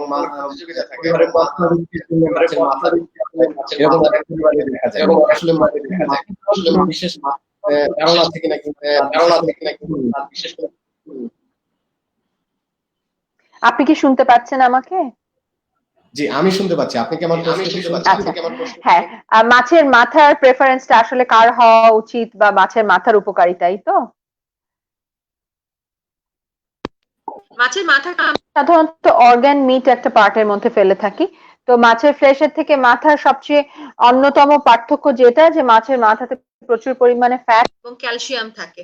তো এক্ষেত্রে আমি বলতে চাই যে যে কোনো পরিবারের যে মাঝ বয়সী মহিলা অর্থাৎ গৃহিণী যাকে আমরা বলে থাকি, তারই দেখা যায় ক্যালসিয়ামের ঘাটতিটা সবচেয়ে বেশি থাকে, ক্যালসিয়াম এবং ফসফরাসের ঘাটতিটা, যেটা আমাদের দেশে যে কোনো অ্যাডাল্ট মহিলাদেরই এটার মাত্রাটা একটু কমই থাকে। সেটা হয়তো আমাদের ফুড হ্যাবিটের কারণে। তো এক্ষেত্রে আমি বলতে পারি যে মাছের মাথাটা আসলে, বড় মাছের মাথা হলে সেটা পরিবারের যে গৃহিণী আছেন অর্থাৎ হাউস হোল্ডটা যিনি মেনটেন করছেন তার জন্য অনেক বেশি প্রেফারেবল, যেহেতু এটা ক্যালসিয়াম এবং ফসফরাসের রিচ। এবং একইভাবে যদি আমরা ছোট মাছের ক্ষেত্রে যাই, ছোট মাছের মাথাটা আমি মনে করি যেটা যে খুব ছোট বাচ্চারা মাছ অনেক সময় প্রেফার করেন না বা প্রেফার করতে চায় না কাটার কারণে, তো তাদের ক্ষেত্রে যদি আমরা এই মাথা এবং বোনস সহ মাছটাকে একটু পেস্ট আকারে সেটা বড়া বানিয়ে অথবা তাদের ফিশফাসের মধ্যে অ্যাড করে দিতে পারি, তাহলে এটা তাদের জন্য অনেক বেশি হেল্পফুল। একইভাবে ছোট মাছের মাথাতেও প্রচুর পরিমাণে প্রোটিন, ক্যালসিয়াম এবং ফসফরাস আছে, যেটা বাচ্চাদের জন্য খুবই প্রয়োজনীয়। এবং এটা চোখের জন্য খুব ভালো, আমাদের কোলাজেনকে খুব উন্নত করে, স্কিন এবং চোখের জন্য যথেষ্ট গুরুত্বপূর্ণ। এমনকি গর্ভবতী মা যারা আছেন তাদের বাচ্চার ব্রেন ডেভেলপমেন্টের জন্য মাছের মাথা ভূমিকা যথেষ্ট। জি, আপনি একটি প্রশ্নের উত্তর কিছুটা দিয়েই ফেলেছেন ইতিমধ্যে, তবে তারপরে আমি যে প্রশ্নটি করতে চাই, অনেকেই আমরা দেখি যে ছোট মাছ খেতে চান না, অনেক বড়রাও আছেন যারা ছোট মাছ খেতে চান না। আসলে ছোট মাছ খাওয়া কেন প্রয়োজন? মানে ছোট মাছকে আপনার খাদ্য তালিকায় কতটুকু? এখানে খুব বুঝতে পারি যে বড় মাছ ছোট মাছ সব মাছেরই কিন্তু প্রোটিনের পরিমাণটা একই থাকে, কিন্তু ছোট মাছ বলতে কিন্তু মূলত আমরা যেটাকে বলে থাকি যে এই মাছগুলো আমরা কাটা সহ খেতে পারি, যেমন কাচকি, মলা, ঝালা, কিছুটা কাজলি মাছ, যে মাছের কাটাগুলো খুব সফট কাটা, এবং এর মধ্যে যেমন কাচকি মাছ, মলা মাছ, বাতাসি মাছ, এগুলো কিন্তু সাধারণত আমরা কাটা সহই খেয়ে থাকি। কোনো বড় মাছ কিন্তু আমরা কাটা সহ খেতে পারছি না, এবং মাছের কাটাতে আছে প্রচুর পরিমাণে ক্যালসিয়াম এবং ফসফরাস, যা আমাদের বোন ডেভেলপমেন্ট, টিথ ডেভেলপমেন্ট এবং চোখের জন্য খুব গুরুত্বপূর্ণ। তো এতে আছে অলসো প্রচুর পরিমাণে আয়োডিন। এক্ষেত্রে আমাদেরকে সবচেয়ে বড় যে সচেতনতা তৈরি করতে হবে সেটা হচ্ছে গিয়ে যে আমাদের ঘরে যিনি বাজার এবং রান্নার দায়িত্ব, যা সাধারণত আমাদের সমাজে এখনো যিনি মহিলা আছেন, যিনি সংসারটা তার কিচেনটাকে মেনটেন করছেন, ওনাকে জানতে হবে, ওনাকে জানাতে হবে যে মাছ এবং মাংসের পার্থক্যটা কোথায়, কেন মাছ সুপেরিয়র মাংসর থেকে, বা ছোট মাছটা কেন গুরুত্বপূর্ণ। তো একজন গর্ভবতী মা বা একজন প্রসূতি মা বা যার বাচ্চাটা স্কুলে যাচ্ছে, এরকম একজন মাকে যদি আমরা বোঝাতে পারি বা আমাদের মেসেজ গুলো যদি তাকে পৌঁছাতে পারি, তাহলে কিন্তু সে নিজেই বিভিন্ন রেসিপির মাধ্যমে তার বাচ্চাকে ইনকর্পোরেট করবে এই ছোট মাছ খাওয়ার ব্যাপারে।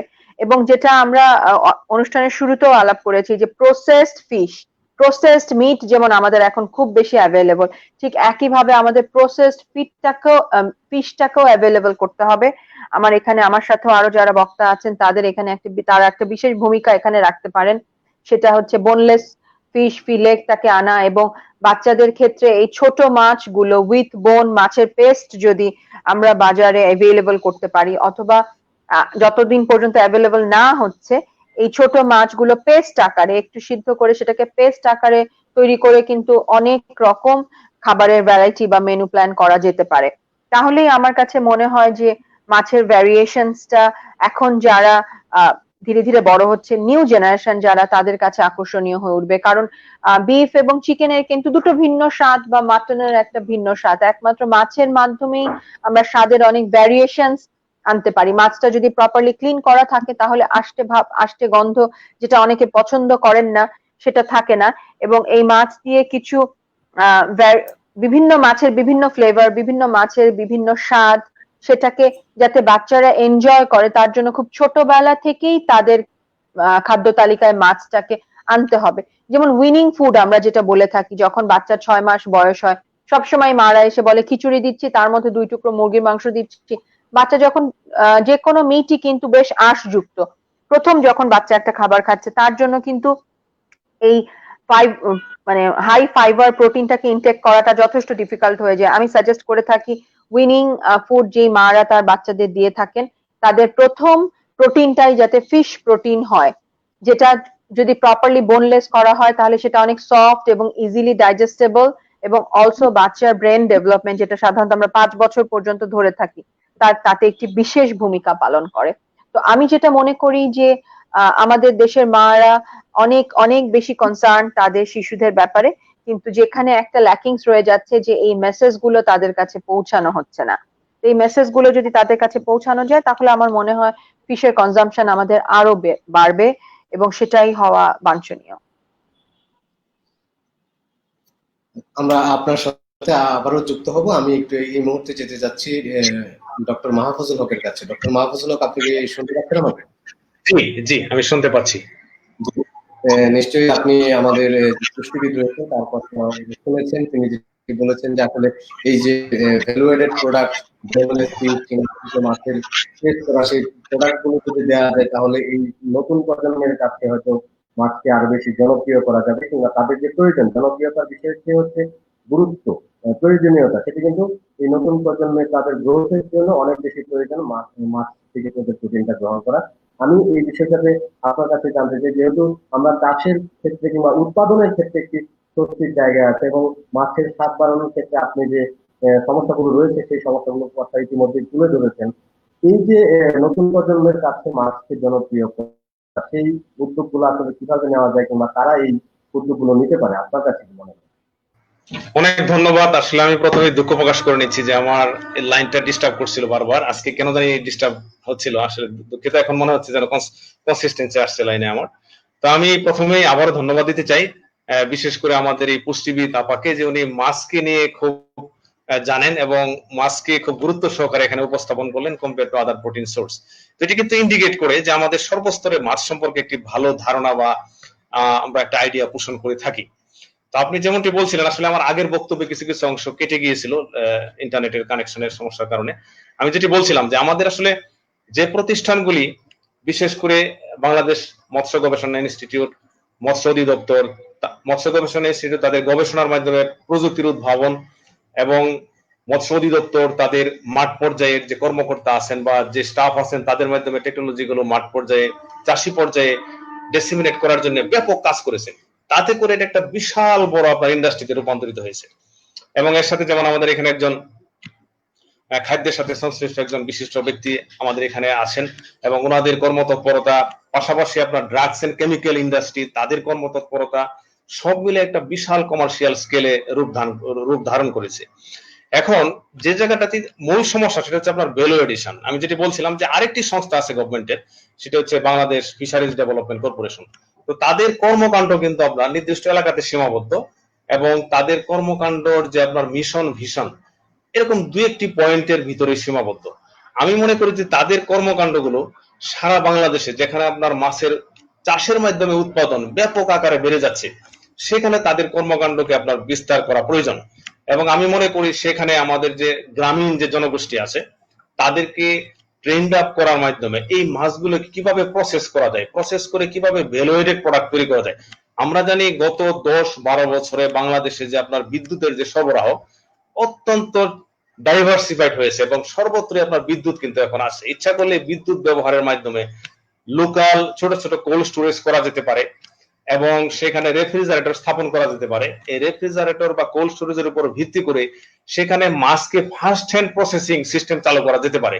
এবং সেখানে যেটি করতে হবে, মানুষদেরকে আপনার সংগঠিত করতে হবে, এবং সেখানে ট্রেন্ড আপ করতে হবে কিভাবে মাছের ফিলে করা যায়, কিভাবে মাছ থেকে কাঁটা মুক্ত করা যায়, এবং সেই মাছ কিভাবে প্যাকেটজাত করে প্রসেস করে সেই স্টোরেজে রাখা যায়, এবং সেখান থেকে কিভাবে যেখানে আপনার ক্লাস্টার কনজিউমার আছে সেখানে ডিস্ট্রিবিউট করা যায়। এই ধরনের প্রক্রিয়া কিন্তু আমাদের এখন গ্রহণ করতে হবে। তাছাড়া আপনারা হয়তো অনেকে থাইল্যান্ডে দেখেছেন যে এরকম যে 7-Eleven নামের যে দোকানগুলি আছে বিভিন্ন জায়গায়, আপনি দেখবেন সেখানে এই সমস্ত দোকানে ঢুকলেই রেডি টু ইট এরকম মাছের যে কারি থাকে বা মাছের তরকারি থাকে, এরকম ছোট ফুড গ্রেড প্যাকেটে কিছু ভাত থাকে, মাছের বিভিন্ন প্রোডাক্ট থাকে, তারপরে এরকম লোকাল বা দেশীয় বিভিন্ন ধরনের প্রোডাক্ট কিন্তু তাদের বাজারে বিক্রি হয়।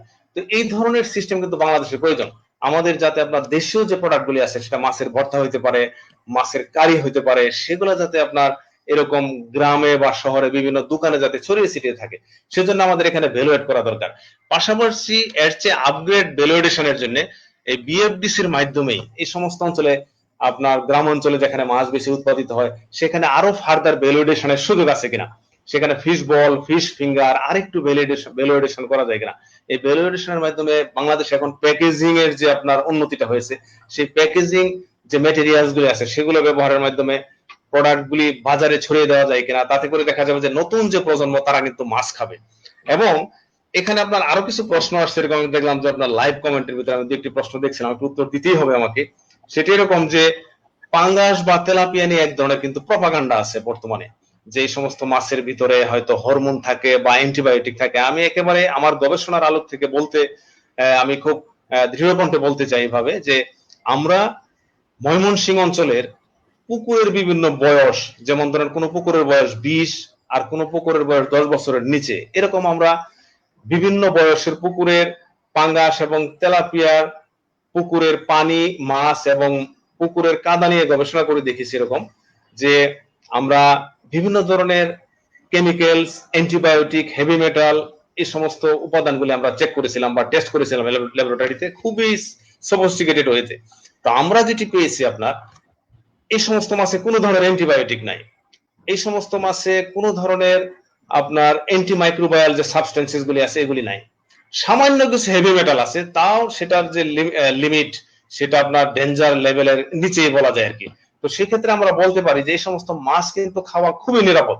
এবং আপনারা জেনে খুশি হবেন মাছ চাষের ক্ষেত্রে বিশেষ করে আপনার অ্যান্টিবায়োটিক বা ফান্ডামেন্টাল যে সমস্ত সাইড ইফেক্ট দ্বারা যে ড্রাগস আছে এগুলোর পরিমাণ কিন্তু খুব কম লাগে। সেক্ষেত্রে মাছ কিন্তু নিরাপদ। এই নিরাপদ মাছকে আমরা যদি কনজিউমারের কাছে ইরেসপেক্টিভ অফ আপনার age, urban or rural areas, irrespective of আপনার gender, whatever it is, আমরা যদি সেখানে যদি পৌঁছাতে চাই সেক্ষেত্রে আমাদের একটাই ওয়ে এখন আমাদের নিতে হবে, সেটা হচ্ছে আপনার মাছের ভ্যালু এডিশন। তো এই ক্ষেত্রে অবশ্যই এগিয়ে আসতে হবে। তা আমি মনে করি যে বিএফডিসির কথা বারবার বলছি, একজন বিএফডিসির এখানে থাকলে আজকে খুব ভালো হতো। আমি মনে করি যে আপনি পরবর্তী কোনো একটা আলোচনায় আমার মনে হয় যে বিএফডিসির একজনকে যদি নিয়ে আসেন তাহলে আলোচনাটা আরো জমবে। আমরা প্রতিনিয়ত এই সমস্ত আলোচনায় বিএফআরআই অর্থাৎ রিসার্চ ইনস্টিটিউটের বিজ্ঞানীদের দেখতে পাই, ডিওএফ এর বিজ্ঞানীদের দেখতে পাই। আমি বিনীত অনুরোধ জানাবো বিএফডিসির যে সমস্ত কর্মকর্তারা আছেন বা মুখপাত্র আছেন তারাও এই সমস্ত আলোচনায় আসুন। আপনারা চাইলে এই মাছের যে ডাইভার্সিফিকেশন, ভ্যালু এডিশনের ক্ষেত্রে আপনাদের মতবাদ দিতে পারেন, আপনাদের লিমিটেশন জানাতে পারেন এবং সেই হিসাবে কর্মপন্থা নেওয়ার মতো সুযোগ তৈরি করতে পারেন। তা আমি আরেকটু কথা বলতে চাই এখানে, বর্তমানে মাননীয় মৎস্য ও প্রাণী সম্পদ মন্ত্রণালয়ের যে দায়িত্বপ্রাপ্ত মন্ত্রী আছেন উনি অত্যন্ত একজন সুবক্তা বলা যায় এবং উনি সাংগঠনিক মানুষ, নেতা মানুষ ছিলেন আগে এবং উনার কিন্তু আপনার কোঅর্ডিনেশন ক্যাপাসিটি খুব হাই। আমি মনে করি এই কোভিড-19 এর এই পরিস্থিতিতে উনি এই স্টেক হোল্ডারদের নিয়ে একদিন বসতে পারেন বা এরকম একটা বৈঠকের আয়োজন করতে পারেন। আয়োজনের মাধ্যমে কার কি আপনার পটেনশিয়াল আছে এবং কে কিভাবে কন্ট্রিবিউট করতে পারে সেই অনুযায়ী আপনার বিশেষ করে ভ্যালু এডিশনের দিকে ব্যাপক জোর দিতে হবে। আমি আরেকটু কথা বলতে চাই, এই সময়ে আপনার যে সমস্যাটি দেখা যায় এখন পুকুরে কিন্তু মাছ আছে চাষিদের, মাছ কিন্তু দেখা যায় যে 50% চাষিদের পুকুরে মাছ আছে, তারা কিন্তু মাছ বিক্রি করতে পারে না। এই ময়মনসিংহ এলাকাতে প্রায় 1 লাখ এরও বেশি পরিমাণ মাছ চাষি আছে এবং তাদের পুকুরে মাছ রয়ে গেছে, প্রায় 50% চাষি মাছ বিক্রি করতে পারেন নাই এবং দেখা যায় 40% চাষি এই সময়ে মাছ মজুত করতে পারেন নাই। হ্যাচারি গুলো আপনার চলতে পারছে না, কারণ হ্যাচারির পোনার যদি চাহিদা না থাকে তাহলে হ্যাচারি চালু দিয়ে তো কোনো আপনার লাভ নেই। সেক্ষেত্রে হ্যাচারি গুলো কিন্তু অনেকটা বন্ধ অবস্থায় রয়ে গেছে। তো সেই জন্য এই যে পরিস্থিতি আপনার, এই পরিস্থিতিতে যদি মাছ যদি আপনার বাজারে না যায়, মাছের যদি আপনার ভ্যালু এডিশন না হয়, মাছের যদি প্রোডাক্ট না তৈরি হয়, তাহলে মাছ কে খাবে, মাছ কোথায় যাবে? সেক্ষেত্রে মাছ চাষের উপরে কিন্তু ব্যাপক প্রভাব পড়বে। সেগুলো নিঃসন্দেহে সময় উপযোগী। আমরা সেই সময় উপযোগী কথাগুলো নিশ্চয়ই যারা নীতি নির্ধারকরা রয়েছেন তারাও বিষয়টি বিবেচনা করবেন। এই মুহূর্তে আমি একটু যেতে চাচ্ছি এহতেশাম বি শাহজাহানের কাছে। এহতেশাম বি শাহজাহান, আপনার কাছে যে প্রশ্নটি করতে চাই, ইতিমধ্যেই আমাদের পুষ্টিবিদ এবং আমাদের যে অ্যাকোয়াকালচার বিভাগের অধ্যাপক রয়েছেন তিনিও বলেছেন ভ্যালু এডিশন করা, যে প্রোডাক্ট বোনলেস ফিশ কিংবা মাছের পেস্ট, ছোট মাছের এই ধরনের ভ্যালু এডেড প্রোডাক্ট গুলা মাছের যে সম্প্রসারণ কিংবা ভোক্তাদের জন্য এগুলো প্রয়োজন, বিশেষ করে নতুন প্রজন্মকে এই মাছের প্রোটিনের যোগান দেওয়ার জন্য। নিঃসন্দেহে আপনারাও বিষয়টির গুরুত্ব অনুধাবন করেন। তবে আমরা যেটি আপনিও স্বীকার করবেন যে পোল্ট্রিতে কিন্তু আমাদের এই প্রসেসিং এ আমরা অনেক দূরে গিয়েছি। ইতিমধ্যেই আপনি বাজারে সহজেই ফিশ, চিকেন নাগেট কিংবা চিকেন বল কিংবা অন্যান্য ভ্যালু অ্যাডেড প্রোডাক্ট পাওয়া যায়। ফিশের ক্ষেত্রে কিন্তু আমরা তেমনটি দেখছি না। তা আপনারা যারা এই খাতের উদ্যোক্তা রয়েছেন, আপনারা এই বিষয়টিকে কতটুকু গুরুত্বের সাথে বিবেচনা করছেন এবং আপনারা এই উদ্যোগগুলো নেবেন কিনা? জি, আমার আগের বক্তা প্রফেসর সাহেব অনেক বেশ সুন্দরভাবে একটা মানে মানচিত্র তুলে ধরেছেন, যেটা আমার সাথে, আমি ওনার সাথে কমপ্লিটলি একমত। এখন আপনি ঠিক বলেছেন যে আমাদের পোলট্রি প্রসেসিং প্লান্ট বাংলাদেশে প্রায় 10-12টা আন্তর্জাতিক মানের হয়েছে। আপনারা বিভিন্ন ডিপার্টমেন্ট স্টোরে গেলে দেখতে পাচ্ছেন। বেসিক্যালি কিছু জিনিস প্রবলেম আমি দেখছি, সেটা হলো যে unlike Vietnam and other develop countries, আমাদের খামারিরা যারা আছেন, সেটা মৎস্য খামারি হোক বা চিংড়ি হোক বা পোলট্রি হোক বা ডেয়ারি হোক, এরা কিন্তু দে আর নট এম্পাওয়ার্ড ফাইন্যান্সিয়ালি। তো এইটা হওয়াতে যেটা হচ্ছে যে a decision to use the inputs in the farm, which includes feed and other inputs, সেই ডিসিশনটা দেখা যাচ্ছে যেহেতু তাদের ফাইন্যান্সিয়াল ক্যাপাসিটি নাই, somebody else is deciding for them। এটা প্রায় হয়। যেরকম একজন প্রশ্ন করেছেন যে পাঙ্গাসে গন্ধ হয় কেন, ইজ কমপ্লিটলি রাইট। আমার নিজের এক্সপিরিয়েন্স থেকে আমি দেখেছি, যখন আমি 25 বছর আগে যখন আমি শুরু করি, যখন মাঠ পর্যায়ে আমি যাই আমার ফিড প্রমোট করার জন্য হোক, দেখার জন্য হোক, কুমিল্লাতে গিয়ে আমি যখন দেখলাম, একটা ঘটনা বলি ইন্টারেস্টিং, সেটা হচ্ছে যে মুরগির যে লিটার আছে সেটাকে সে বিক্রি করে মাছের পাঙ্গাসের খামারির কাছে। তো ওই মাছ তো খাওয়া দূরের কথা, ওটা আপনার বাসার মধ্যে ঢুকানো যাবে না। এবং সেই লোকের সান্নিধ্য পেতে আমার অনেক কষ্ট করতে হয়েছে। আজকে সেই লোক প্রপার ফিড বিক্রি করে এবং কোনো গন্ধ মাছের মধ্যে কোনো গন্ধ থাকে না।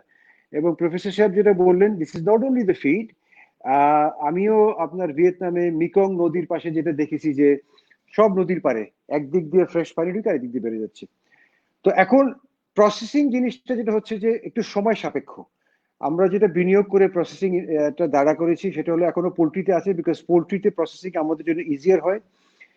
বাট নেক্সট স্টেপ ইজ, আমি বলবো যে ফিশ ফিলে করা। আমাদের দেশে যেটা সবচেয়ে বড় জিনিস হচ্ছে যে আমাদের দেশের মেয়েদের হাতের ডেক্সটিরিটিটা খুব ভালো। আমাদের দেশে গার্মেন্টস এত ভালো করছে কেন?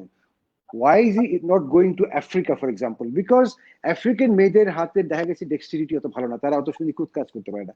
আমার পরিচিত অনেক বন্ধু আছে, তারা আফ্রিকাতে গার্মেন্টস করে তারা কিন্তু গুটিয়ে আবার চলে এসছে। So we have nationally we have some advantage, এবং এই অ্যাডভান্টেজটা আমাদেরকে আমরা কাজে যদি লাগাতে পারি ঠিক মতন, এটা আমাদেরকে দিবে। আমাদের দেশে মনে করেন ম্যান পাওয়ার, আজকে দেশের foreign reserve is supported by this. So we have lot of ইয়ে। তো ফিশের যে প্রসেসিং, যেটা আপনার প্রশ্ন ইয়েতে, it is only a question of time. আমাদের poultry processing is about 3 years old। এটা আমাদের লাস্ট ইনভেস্টমেন্ট ছিল এই লাইনে ইয়েতে করার। আমাদের মাছের ব্যাপারে আমাদের বাংলাদেশে we have the largest, by far the largest fish hatchery. আপনাকে একটা এক্সাম্পল বলি, যেরকম মনে করেন যে জেনেটিক্স ইজ সো ইম্পর্টেন্ট, যে আমরা যখন কিছু লোকাল কিছু ইয়েতে ইউজ করতাম, তেলাপিয়া মাছ মনে করেন, সেখানে দেখতাম যে আমাদের এফসিআর বলি আমরা, ফিড কনভার্সন রেশিও 1.7 আসতো। 1.7 অর্থাৎ 1.7 কেজি খেয়ে মাছ 1 কেজি হচ্ছিল। আমরা বিভিন্ন গবেষণা করার পরে দেখলাম যে something is wrong, because we are improving the feed but আমার FCR is not going down. তো তখন দেখা গেল যে there was some problem in operations, আপনার ইনব্রিডিং হচ্ছিল, হয়তো 20 বছর পুরনো ব্রুড মাছ আছে এই সেই। তো আমরা যখন থাইল্যান্ড থেকে পুনা এনে যখন শুরু করলাম, রাতারাতি একই ফিডে এফসিআর 1.7 থেকে 1.3 হয়ে গেল। So the reason I am saying this is that সেক্টরটা যদি ম্যাচিওর করতে হয়, তাহলে কিন্তু এটা যে কোনো একটা ইস্যুকে অ্যাড্রেস করলে হবে না। It is a collective thing. Market has to be informed, stakeholders have to make the right decisions, নলেজের কথা যেটা ডাক্তার সাহেব বলেছেন, যে মাদেরকে নলেজ দিতে হবে, এম্পাওয়ার করতে হবে, অনেক কিছু নিয়ে কিন্তু একটা জিনিস হয়। আর আমাদের দেশে এটা আমি সবসময় চিন্তা করি যে আমাদের দেশে কিন্তু প্রিজার্ভ করা, যেটা মনে করেন টমেটো প্রিজার্ভ করা বা পাইনঅ্যাপল প্রিজার্ভ করা, ইভেন থাইল্যান্ডে কলা দিয়ে চিপস বানাচ্ছে ফর এক্সাম্পল, কাঁঠাল দিয়ে চিপস বানাচ্ছে। এগুলো তো আমাদের দেশে যথেষ্ট পরিমাণে আছে। প্রিজার্ভ করে তখন হয় কি, ভোক্তা তখন রাইট ইয়েটা পায়, প্রাইসটা পায়। আরেকটা জিনিস যেটা প্রফেসর সাহেব বললেন যে কোল্ড স্টোরেজ গুলা করা, এগুলা খুবই ইম্পর্টেন্ট। আজকে চিংড়ি মাছের যে এক্সপোর্ট গুলো হচ্ছে, এখানে দেখা যাচ্ছে যে চিংড়ি খামারি যে আছে সে কিন্তু ন্যায্য মূল্য পাচ্ছে না। এক্সপোর্ট করছি আমরা, হয়তো দেখা গেল যে $1200 আমরা এক্সপোর্ট করছি, বাট অ্যাকচুয়ালি মূল্যটা কিন্তু খামারি পাচ্ছে না। So we have to empower farmers. আমাদের দেশে ফার্মারের কিন্তু কোনো ইন্স্যুরেন্স নাই। এটা কিন্তু বিদেশে আপনি ধানের কৃষক হন বা আপনি যাই করেন, আপনার একটা ইন্স্যুরেন্স থাকে। আমরা এটা বারবার বলছি যে ব্যাংকিং সেক্টরে আমরা বলছি যে ডেভেলপ এন ইন্স্যুরেন্স পলিসি, যেখানে একটা ফার্মার 10টা ক্রপ করাতে যদি সে 2টা ক্রপে লস খায়, at least he can stand up. ঠিক আছে? আর এটা আমাদের কালেকটিভ করতে হবে। আর একটা জিনিস আমি বলবো যে আমাদের এই সেক্টরে, ফিড মিল সেক্টরে যারা আমরা অপারেটর যারা আছি, যারা রেসপন্সিবলি কাজ করছি, এখানে 2-4 জন যে ব্ল্যাক মোল নাই সেটা বলবো না। একটা মনে করেন চালের 1 মণ চালে যদি একটা কালো পাথর থাকে, ওই পুরো চালটাকে আমরা আনফরচুনেটলি বলি যে এটা খাওয়া যাবে না। এরকম কিছু এক্সাম্পল আছে যে 2-1 জন ওভার পিরিয়ড অফ টাইম তারা কিছু দায়িত্বহীন কাজ করার জন্য এই জিনিসগুলো আসে আমাদের উপরে পড়ে। সো আমি আজকেও মিটিং করে এসেছি। সাধারণ যে প্রশ্নগুলো আপনি উত্থাপন করেছেন, যে বিষয়গুলো বলেছেন, সেগুলো অত্যন্ত গুরুত্বপূর্ণ, এবং আপনারা যে উদ্যোগ নিচ্ছেন কিংবা এখন পর্যন্ত যে আপনারা অবদান রাখছেন, সেটিও নিঃসন্দেহে এই খাতকে এগিয়ে যাওয়ার ক্ষেত্রে অনেকটাই সহায়তা করেছে। এবং আপনি শুরুতেই বলছিলেন যে আমাদের এই আলোচনা আপনার অনেক সময় নিয়েও শেষ করা যাবে না, কিন্তু আমাদের সময়ের সীমাবদ্ধতা রয়েছে, সেই কারণে আমাদেরকে শেষ করতে হবে। কিন্তু শেষ করার আগে আমি আবারও যেতে চাই আমাদের পুষ্টিবিদের কাছে। পুষ্টিবিদ চৌধুরী তাসনিম হাসিন, আপনি নিশ্চয়ই আমাদের সাথে এখনো যুক্ত আছেন, এবং আপনি কি আমাকে শুনতে পাচ্ছেন? চৌধুরী তাসনিম হাসিন জি জি শুনতে পাচ্ছি।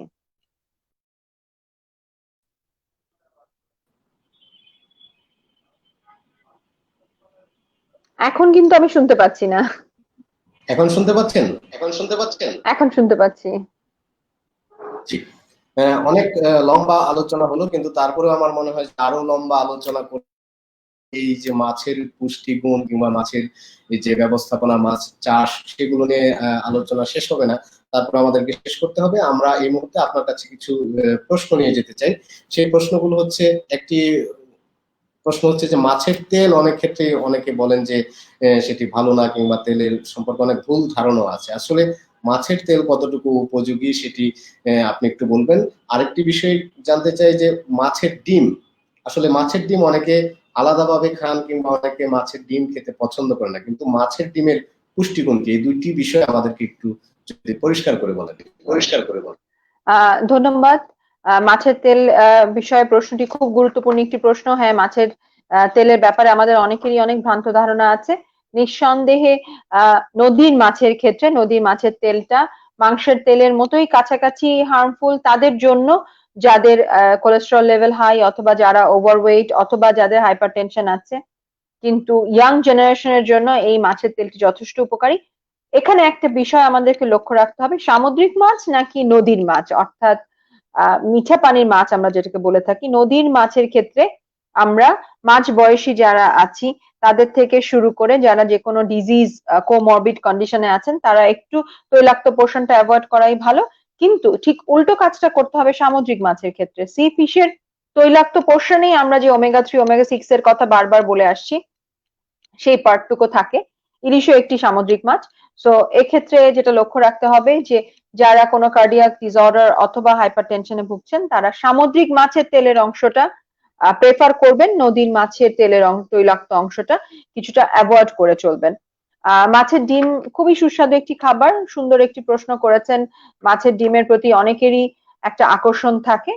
তো মাছের যেই পুষ্টিগুণগুলো আছে সেই পুষ্টিগুণগুলোই মাছের ডিমে একটু বেশি পরিমাণে আছে। অর্থাৎ মাছের ডিমে প্রোটিনের পরিমাণটাও 5 গ্রাম মাছের ডিমে যে প্রোটিনের পরিমাণ, তা 5 গ্রাম মাছের ফ্লেশের পরিমাণের থেকে কিছুটা বেশি। এবং মাছের ডিমেও আছে প্রচুর পরিমাণে কিছু ইম্পর্টেন্ট ভিটামিন, যেমন A, D, E, K, অর্থাৎ ফ্যাট সলিউবল ভিটামিনস গুলো। মাছের ডিমে ওমেগা 3 ওমেগা 6 এর পরিমাণটাও বেশি। যেহেতু ফ্যাটের পরিমাণ বেশি সেহেতু ফ্যাট সলিউবল ভিটামিন গুলো আমাদের মাছের ডিমের অনেক বেশি অ্যাভেলেবল। আবারও বলতে চাই মাছের ডিমটা অনেকেই পছন্দ করেন, আবার নতুন জেনারেশনে দেখা যায় অনেকে মাছের ডিমটাও খুব একটা পছন্দ করেন না। তারা কিন্তু মাছের ডিমে ওয়ার্ল্ড ওয়াইড স্পেশালি ওয়েস্টার্ন কান্ট্রিতে মাছের ডিম দিয়ে অনেক সুস্বাদু রেসিপি, ডিফারেন্ট রেসিপি তৈরি হয়ে থাকে। তো আমরাও কিন্তু যদি এই রেসিপি গুলো সাথে নিজেদেরকে একটু অ্যাডজাস্ট করি অথবা রেসিপি গুলো ফলো করার চেষ্টা করি তাহলে কিন্তু মাছের ডিম দিয়েও আমরা খুব ভালো স্ন্যাক জাতীয় খাবার তৈরি করতে পারবো। এবং মাছের ডিমে যথেষ্ট পরিমাণ ক্যালসিয়াম এবং ফসফরাসও আছে। এবং আমরা প্রশ্ন জানি করতে যারা কাটার অভাবে মাছ খেতে চান না তারা কিন্তু খুব সহজেই মাছের ডিমটা প্রেফার করতে পারেন, যেহেতু এখানে কাটার কোনো বা বোনস এর কোনো বিষয় নেই। একজন দর্শক প্রশ্ন করেছেন কি ক্ষতিকর? আবার একটু প্রশ্নটা রিপিট করবেন, আমি শুনতে পাইনি। পুকুরে চাষ করা মাছের ক্ষেত্রে পুকুরে চাষ করা মাছ, জি পুকুরে চাষ করা মাছকে আমরা মিঠা পানির মাছ অর্থাৎ সুইট ওয়াটার ফিশ বলে থাকি। এক্ষেত্রে বড় মাছের তৈলাক্ত অংশটা তাদের জন্য যাদের ওভারওয়েট আছে অথবা কার্ডিওভাস্কুলার কোনো ডিসঅর্ডার আছে অথবা ব্লাড কোলেস্টেরলের পরিমাণ বেশি, তারা একটু অ্যাভয়েড করে চলাই ভালো। আরেকটি বিষয় আমি একটু প্রশ্ন করতে চাচ্ছিলাম, এটি শেষ প্রশ্ন আপনার কাছে, যে আমরা অনেকেই মাছ খাই, সেটি স্বাদু পানির মাছ, মিঠা পানির মাছ, যেটি আমরা বলছি যে নদী বা পুকুরের মাছ, চাষের মাছ যেটি খাই, অনেকেই কিন্তু আমরা সামুদ্রিক মাছ যেটি একেবারেই খাই না এবং অনেকে খেতে অনীহাও প্রকাশ করি। আসলে এই যে আমাদের খাদ্য তালিকা, দৈনন্দিন খাদ্য তালিকা কিংবা আপনারা বলেন সুষম খাবার, সেই ক্ষেত্রে আসলে সামুদ্রিক মাছকে আমাদের কতটুকু গুরুত্ব দেওয়া উচিত আমাদের খাবারের তালিকায়? এখানে সামুদ্রিক মাছটা আমাদের খাদ্য তালিকায় সেভাবে না আসার একটি অন্যতম কারণ আমি মনে করি যে আমাদের যেখানে আমাদের বঙ্গোপসাগর আছে, ছোট্ট একটি দেশে একটি বিশাল অংশের সমুদ্রের ভাগ তারা পাচ্ছে। প্রচুর সামুদ্রিক মাছ আমাদের দেশে অ্যাভেলেবল থাকার কথা, যেটা অ্যাভেলেবল আছে শুধুমাত্র কোস্টাল এরিয়াতে। কিন্তু যে কোনো কারণেই হোক সামুদ্রিক মাছ কোস্টাল এরিয়া পার করে দেশের ভেতরের দিকে একটু কমই ঢুকে, তবুও এখন দেখা যাচ্ছে যে অনেক ফ্রেশ সামুদ্রিক মাছ আমরা পেয়ে থাকি। কিন্তু এটা কিন্তু 2 বছর আগেও সিনারিওটা এরকম ছিল না। তো আমাদের খাদ্যাভ্যাসটা তো খুব বেশি আমাদের সোশিও কালচারাল অ্যাটিটিউডের সাথে জড়িত। যেহেতু ছোটবেলা থেকে যারা কোস্টাল এরিয়াতে বড় হয় না তারা সামুদ্রিক মাছটা কম পায়, এবং সামুদ্রিক মাছ সি ফিশ এবং রিভার ওয়াটার ফিশের টেস্টে কিন্তু বড় ধরনের একটা ভ্যারিয়েশন আছে, যার জন্য দেখা যায় যে তারা সামুদ্রিক মাছের টেস্টের সাথে নিজেকে হ্যাবিচুয়েটেড করতে পারে না। কিন্তু গত 2-3 বছর ধরে কিন্তু আমরা এটার একটা ভিন্ন সিনারিও দেখতে পাচ্ছি যে সামুদ্রিক মাছ যথেষ্ট অ্যাভেলেবল হচ্ছে, এবং আমি মনে করি আরো অনেক অনেক বেশি দেশের ভেতরের অঞ্চলগুলোতে বা উত্তর অঞ্চলগুলোতে অ্যাভেলেবল হওয়া প্রয়োজন, যেটা হচ্ছে না। সামুদ্রিক মাছ বলতে কোস্টাল এরিয়া ছাড়া আমরা সাধারণত শুটকিটাই বেশি দেখা যায় অ্যাভেলেবল হয়ে থাকে। এবং এই যখনই আমরা মাছ ড্রাই করি, আমি প্রশ্নের মধ্যেও দেখলাম একজন দর্শক প্রশ্ন করেছেন যে শুটকি মাছের পুষ্টি গুণাগুণ। হ্যাঁ অবশ্যই তার প্রোটিনের পরিমাণটা একই রকম থাকে, যদিও প্রোটিনটা কিছুটা ন্যাচারে পরিবর্তিত হয়ে যায় ড্রাইড হওয়ার কারণে, কিন্তু ভিটামিন আর মিনারেলে কিন্তু একটি বড় ধরনের তারতম্য আমরা দেখতে পাই ফ্রেশ ফিশ এবং ড্রাইড ফিশের ভেতরে। যেহেতু ওয়াটার সলিউবল ভিটামিনের পরিমাণটা অনেক বেশি কমে আসে, যেহেতু এখানে এটা ডিহাইড্রেটেড একটি ফর্ম, এবং ফ্যাট সলিউবল ভিটামিন গুলো অতিরিক্ত হিটে ডিহাইড্রেটেড হওয়ার কারণে কিছুটা ডিফর্মড হয়ে যায়। তো এক্ষেত্রে অবশ্যই সামুদ্রিক মাছ ফ্রেশটাই অনেক বেশি প্রেফারেবল ড্রাইড ফিশের থেকে। এবং সামুদ্রিক মাছের ক্ষেত্রেও কিন্তু আবার একই বিষয়টা বারবার আমি এমফাসাইজ করতে চাচ্ছি যে সামুদ্রিক মাছেরও ডিফারেন্ট কিছু প্রিপারেশন আছে। এই ডিফারেন্ট প্রিপারেশন গুলো দিয়ে আমাদের নিজেদেরকে হ্যাবিচুয়েটেড করতে হবে, এবং শুধুমাত্র কোস্টাল এরিয়া না, দেশের অন্যান্য এরিয়াতেও এই সামুদ্রিক মাছটাকে আমাদের অ্যাভেলেবল করার ব্যাপারে যথেষ্ট গুরুত্ব দিতে হবে। এবং অবশ্যই কিছু ভ্রান্ত ধারণা থেকে আমাদের সরে আসতে হবে, যেমন অনেক সময় আমরা ইউটিউবের বা ডক্টর গুগলের মাধ্যমে অনেকেই জেনে থাকি যে সামুদ্রিক মাছে মার্কারি আছে বা হেভি মেটালস অনেক বেশি আছে। তাদের জন্য আমি বলছি যে মার্কারি বা হেভি মেটালস এর পরিমাণটা কিন্তু সি টু সি অনেক ভেরি করে, যেমন আমাদের বঙ্গোপসাগরে ইটসেলফ এই পরিমাণটা অনেক কম, যার জন্য বঙ্গোপসাগর থেকে আমরা যে সামুদ্রিক মাছগুলো পাচ্ছি তাতে খুব বেশি পরিমাণে, উল্লেখযোগ্য পরিমাণে হেভি মেটাল কিন্তু এখন পর্যন্ত পাওয়া যায়নি। সো আমি মনে করি যে খুব ছোটবেলা থেকে এটা অভ্যেসে রাখতে হবে যে অন্তত সপ্তাহে একটি সামুদ্রিক মাছ যাতে আমাদের খাদ্য তালিকায় থাকে। জি, চৌধুরী তাসনিম হাসিন, আপনাকে ধন্যবাদ আজকে এই আলোচনায় আমাদের সাথে যুক্ত হয়ে মূল্যবান তথ্য দেওয়ার জন্য। আসলে আমাদের যে দর্শকরা রয়েছেন তারা অনেক প্রশ্ন করেছেন, সেই প্রশ্নগুলোর সবগুলোর উত্তর আমরা দিতে পারিনি, তবে আমরা আশা করি পরবর্তী অনুষ্ঠানে পরবর্তী সময়ে আপনাদের এই প্রশ্নগুলোর উত্তর দেওয়ার জন্য আমরা আরো একটি বিশেষ আয়োজন নিয়ে আপনাদের সামনে হাজির হব। তবে পরবর্তী অনুষ্ঠান দেখা পর্যন্ত আপনাদেরকে অপেক্ষা করতে হবে। আমরা আপনাদের সামনে আবারও পরবর্তী মঙ্গলবারে ঠিক একই সময়ে উপস্থিত হব ভিন্ন কোনো বিষয় নিয়ে, এবং আপনাদের যে প্রশ্নগুলো আজকে রয়েছে সেই প্রশ্নগুলো নিয়ে পরবর্তীতে আমরা কোনো অনুষ্ঠানে এগুলোর জবাব দেব। আমাদের সাথে আপনারা যুক্ত থাকুন, আমাদের ফেসবুকের সাথে যুক্ত থাকুন, প্রোটিন হাবের সাথে যুক্ত থাকুন। এই আলোচনা থেকে আপনারাও যে সঠিক তথ্যগুলো রয়েছে সেগুলো মানুষের মধ্যে ছড়িয়ে দিন। আমাদের যে প্রোটিনের চাহিদা রয়েছে এবং প্রোটিনের যে যোগান রয়েছে সেগুলোর মধ্যে একটি ভারসাম্য আসবে, এবং আজকের আলোচনা থেকে যে পরামর্শগুলো এসেছে সেই পরামর্শগুলো সরকারের নীতি নির্ধারক এবং যারা আছেন দায়িত্বশীল তারাও বিবেচনা করবেন, এবং আমাদের সবারই সমন্বিত উদ্যোগ হওয়া উচিত। এবং আমরা সেটাই চেষ্টা করে যাচ্ছি প্রোটিন হাবের পক্ষ থেকে, একটি মেধাবী জাতি গঠনে যেন আমরা সমন্বিতভাবে ভূমিকা রাখতে পারি। আপনাদের সবাইকে ধন্যবাদ আজকের এই আলোচনা দেখার জন্য। সবাই ভালো থাকুন, সুস্থ থাকুন এবং করোনা থেকে মুক্ত থাকার জন্য আপনারা স্বাস্থ্যবিধি মেনে চলুন। ধন্যবাদ সবাই।